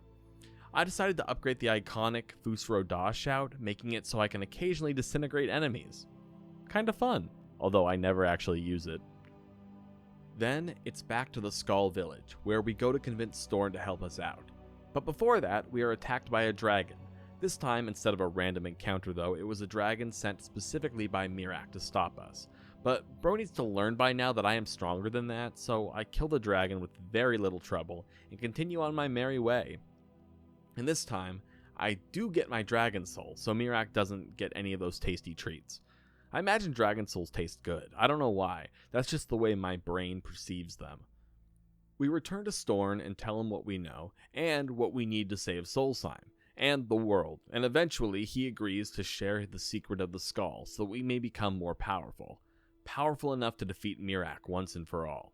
So, we give Storn a black book so he may contact Hermaeus Mora, and as soon as he opens it, tentacles shoot out, spearing him straight through. It's honestly pretty brutal, and I didn't expect Storn to die because of all this, so I was a little bummed out. But I guess it's just the way the story needs to go. Kind of a Lovecraftian death though. But Hermaeus Mora is true to his word. After sucking the knowledge out of Storn, he upgrades my Bend Will shout, so now I can control dragons, and finally I will be able to ride them. Now it is time to stop Miraak once and for all. So, taking the black book off Storn's freshly mind-sucked body, we read and are once again taken back to Apocrypha, and once again, we must travel the twisted halls, fighting off more seekers and lurkers, occasionally stronger versions of them, but the designs are practically the same, and for the most part, this plays out the same as our first journey through the realm of knowledge, but this time at least there is one puzzle, which is a nice change of pace for now. Throughout the chapters, we collect several books, and eventually we come across a room with 4 pedestals. Each one has a symbol, and we need to match the symbols to the book based off the titles. I appreciate this puzzle because it takes a little bit more thought, and they don't just show you the answer, although it isn't really that hard. For example, there's a symbol of an eye, and we need to place a book titled Prying Orbs on the pedestal. Nothing crazy, but a little more engaging. Once all the books are placed, the final chapter opens, which leads us to the summit of Apocrypha, and now it is time to put our dragon riding skills to the test. One of Miraak's dragons comes flying at us, and with a simple shout, we bend its will and tame it and mount it, soaring to the skies, where we get a little flying tutorial, and honestly, I have played a lot of games with flying mechanics. I played so much Star Wars Battlefront 2 on PS2 back in the day, and even that had more natural flying mechanics than this. It just feels bad, to say the least. For the tutorial, it shows us how to fly and command the dragon to attack for us, but it really just feels unnatural. Like, instead of commanding the dragon to attack, I think it would feel better to just let us control the dragon and attack with it. It also doesn't help that I genuinely couldn't figure out how to make the dragon rise and fall. Maybe it was because I was using a mouse and keyboard, but everything just felt wrong when controlling the dragon. Eventually, after much struggle killing a stupid lurker, I was able to finally fly off to a tall pillar where Miraak was waiting for me. This is it now.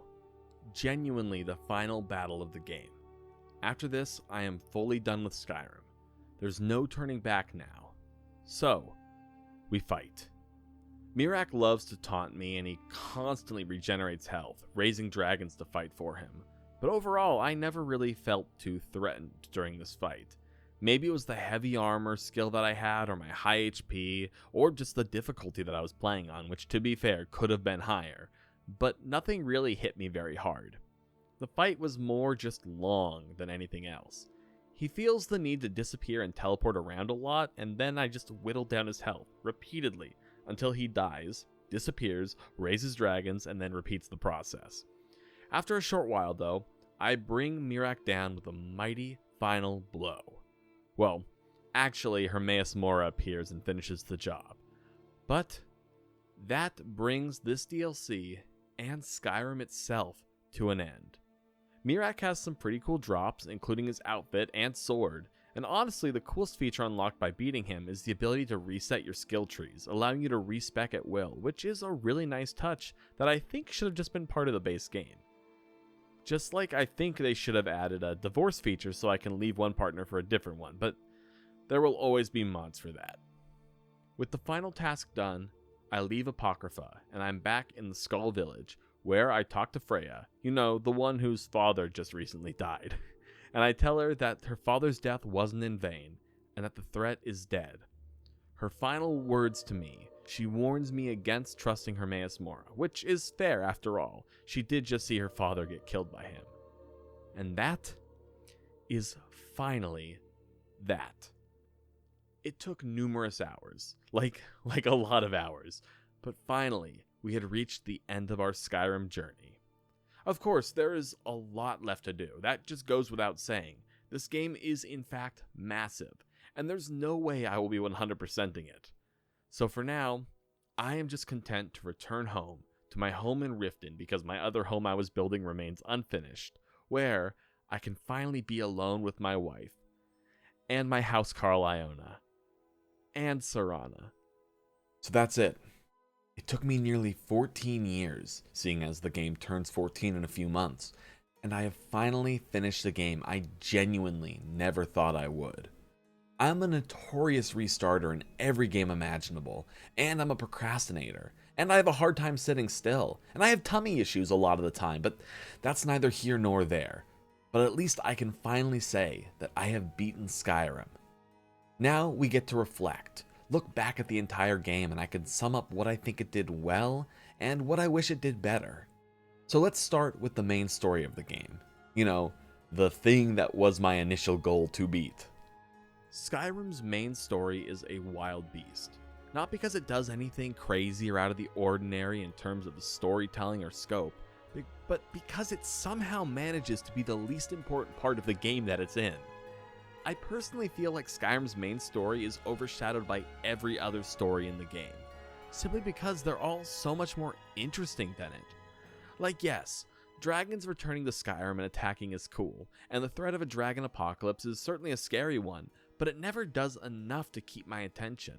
And maybe that's why it took me so long to actually beat the main story, because I just never got into it. The main story is surprisingly short, and while there are longer quests within it, there are only approximately 17 quests, not counting the ones that I kinda bypassed by completing other storylines, or because I hate the blades. But just to put it all in perspective, there are at least 340 quests in this game. I say at least because I cannot get a straight answer for how many quests there actually are in the game. I have seen numbers ranging from 340 all the way to 650 online, and I don't have the follow through to run through the game trying to count every quest. I'll leave that mind-numbing task to some other video essayist, and I will definitely watch their video on it. But the point is, the main story of Skyrim makes up such a minuscule portion of the game that it's no wonder it gets overshadowed by all of the other content. The side quests are the much more intriguing quests, and this is certainly personal preference for me, but to take another quest line as an example, one that I didn't even play in this playthrough, the Dark Brotherhood quest line. The human element of that quest, in my opinion, is much more interesting than the dragon threat.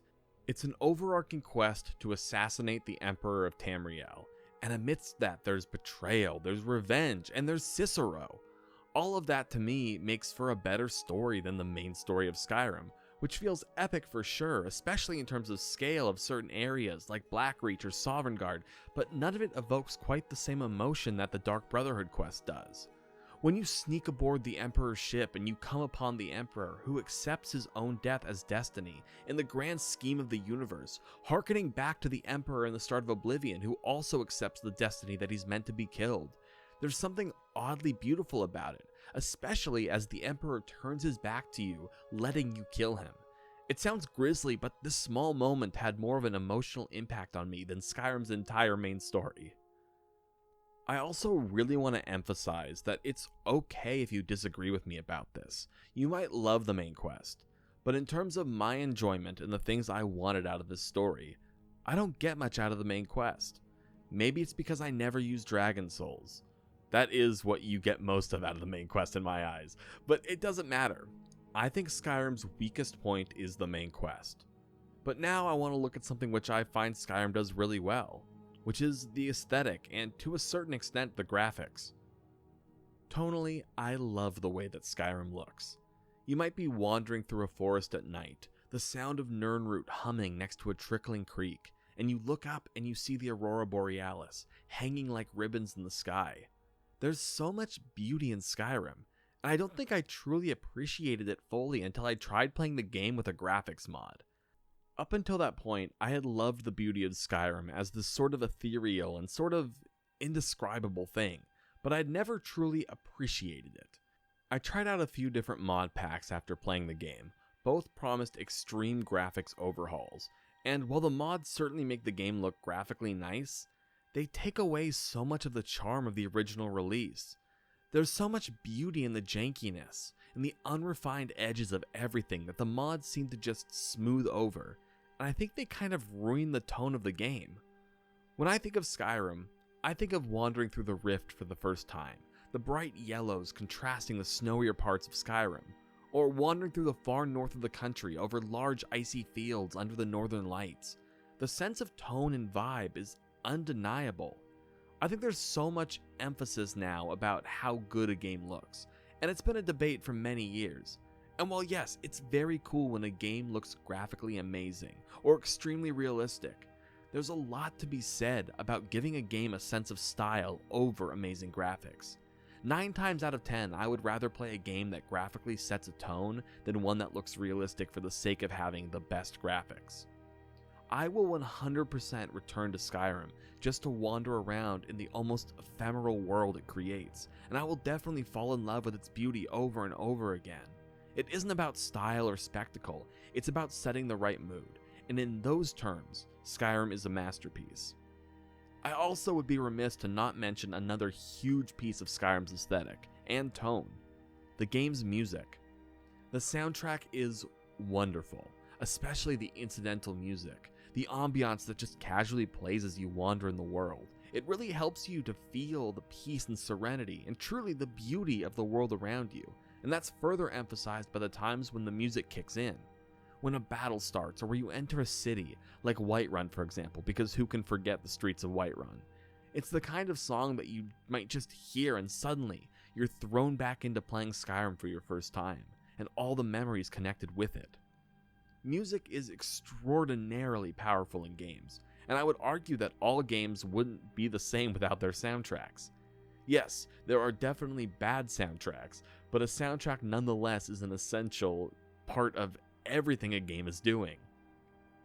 And I don't just say this because I'm a musician, I say it because it's true, but also because I'm a musician, and I think artists deserve more recognition. In the case of Skyrim, the composer Jeremy Soule is a pretty well-known piece of shit now, with allegations coming out against him, but that also doesn't remove the massive role he played in making not just Skyrim, but the Elder Scrolls games as a whole what it is today. It's possible to be a terrible person and to make good art, but I feel like it's important to also just note the fact that art isn't created in a vacuum, and the allegations against him and his actions will certainly impact future Elder Scrolls games. They're big shoes to fill in terms of scope of the music, and I hope Bethesda makes a good choice when it comes to scoring the next Elder Scrolls game, because it truly could make or break the game. I'm trying to sandwich things I like between the things I don't enjoy as much here. So, we're back to another bad thing for me. Skyrim can be extremely tedious, and for me there's no better example of this than the wait system and the shopkeepers. And you may be asking yourself, what the hell does wait have to do with the shopkeepers? Well, no shopkeeper in the entirety of Skyrim has enough money to buy the items in my inventory, so what ends up happening is I have to take time warping to all the different holds in Skyrim, visiting every single shopkeeper just to get rid of the trash that I'm not going to use. That, coupled with the fact that my movement in game is dependent on how much I'm carrying, and if I become over-encumbered, it makes getting around more tedious. In vanilla Skyrim, your starting carry weight is 300, which may seem like a lot, but then you have to add in the fact that I'm wearing full heavy armor and using a real sword by the late game, which takes up about a third of that weight. Then there are all the potions I carry, which take up an absurd amount of weight because I have so many of them and I can't sell them all because no shopkeeper has the money to buy them off of me. Finally, and the biggest offender for me in that regard, is the fact that dragon bones and scales weigh an absurd amount.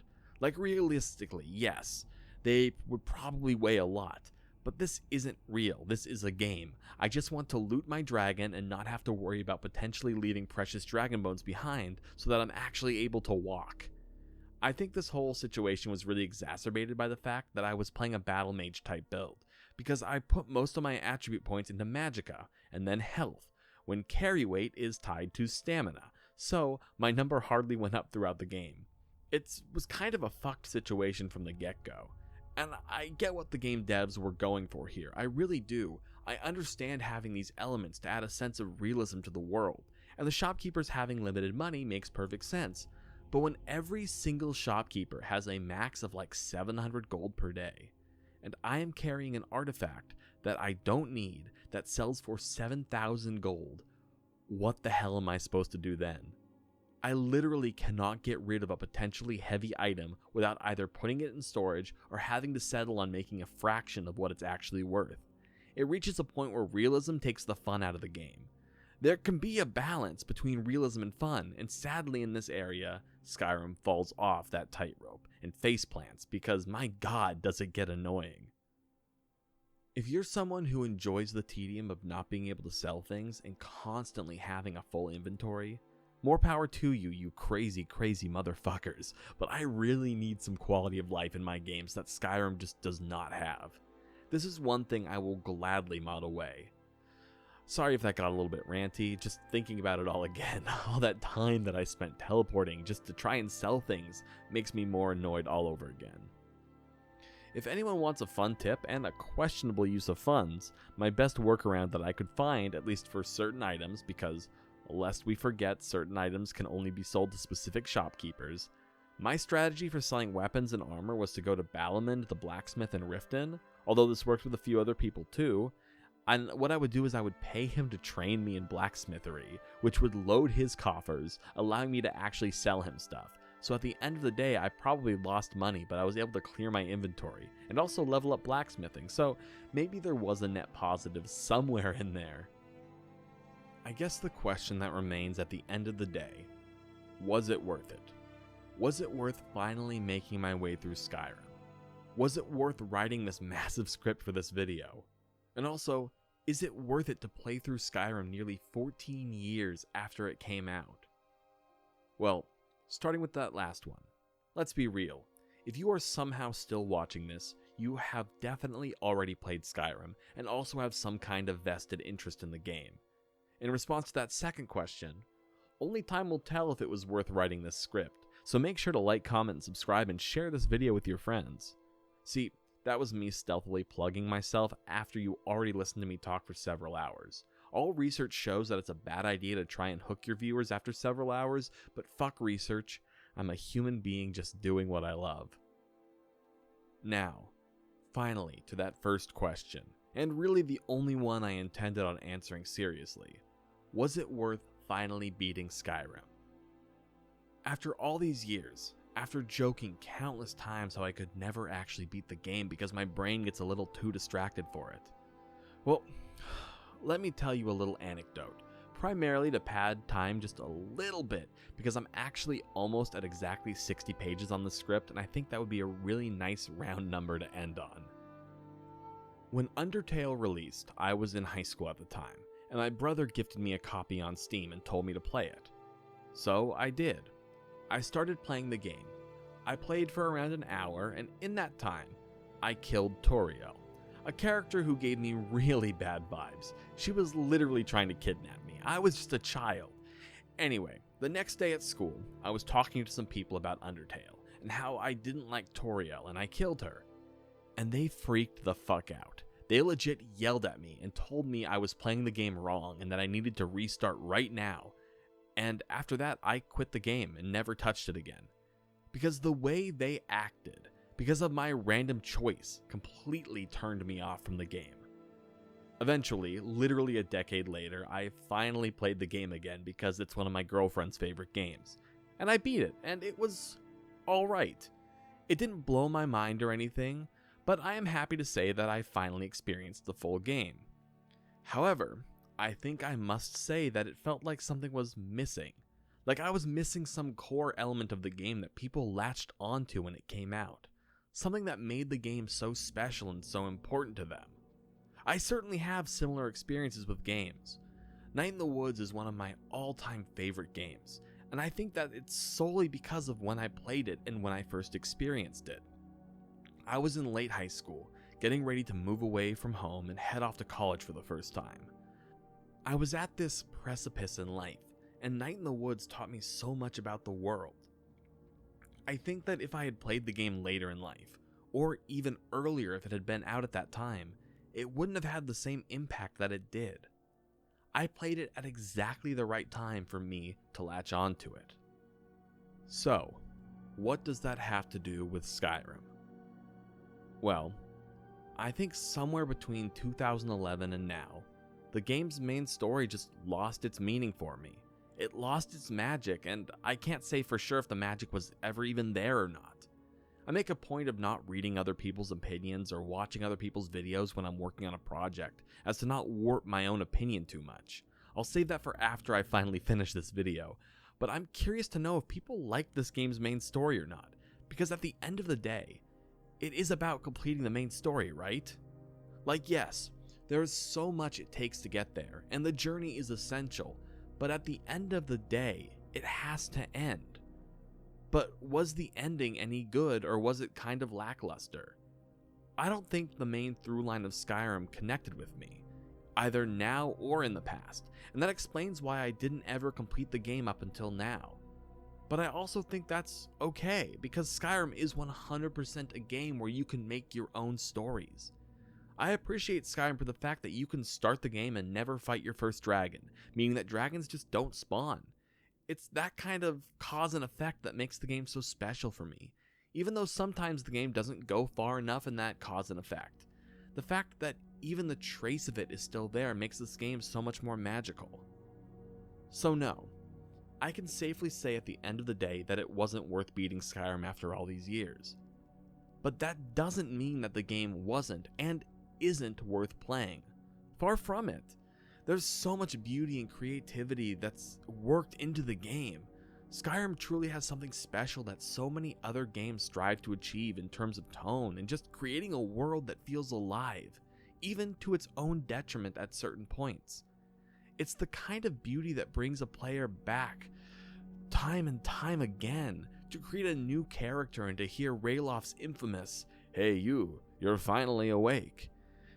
It was never about beating the game. It was about living in a world, being a small part of something so big and creating a path for yourself. That is where the game really shines. And I know that I'll keep coming back to Skyrim time and time again. But honestly, I'm happy never playing through any of the main story ever again. Thank you so much for watching this video, if you somehow made it to the end of this crazy journey.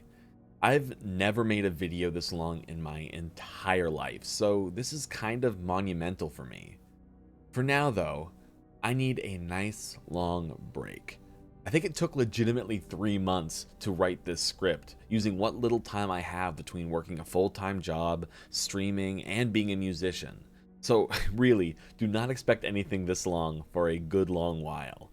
I do have some ideas in mind for future videos though, but in the meantime, you'll be able to find me streaming a few times a week over at twitch.tv/AndyDoesThings, and you can look forward to some new music I've been working on, which I will definitely share a little bit more about once it's actually coming soon.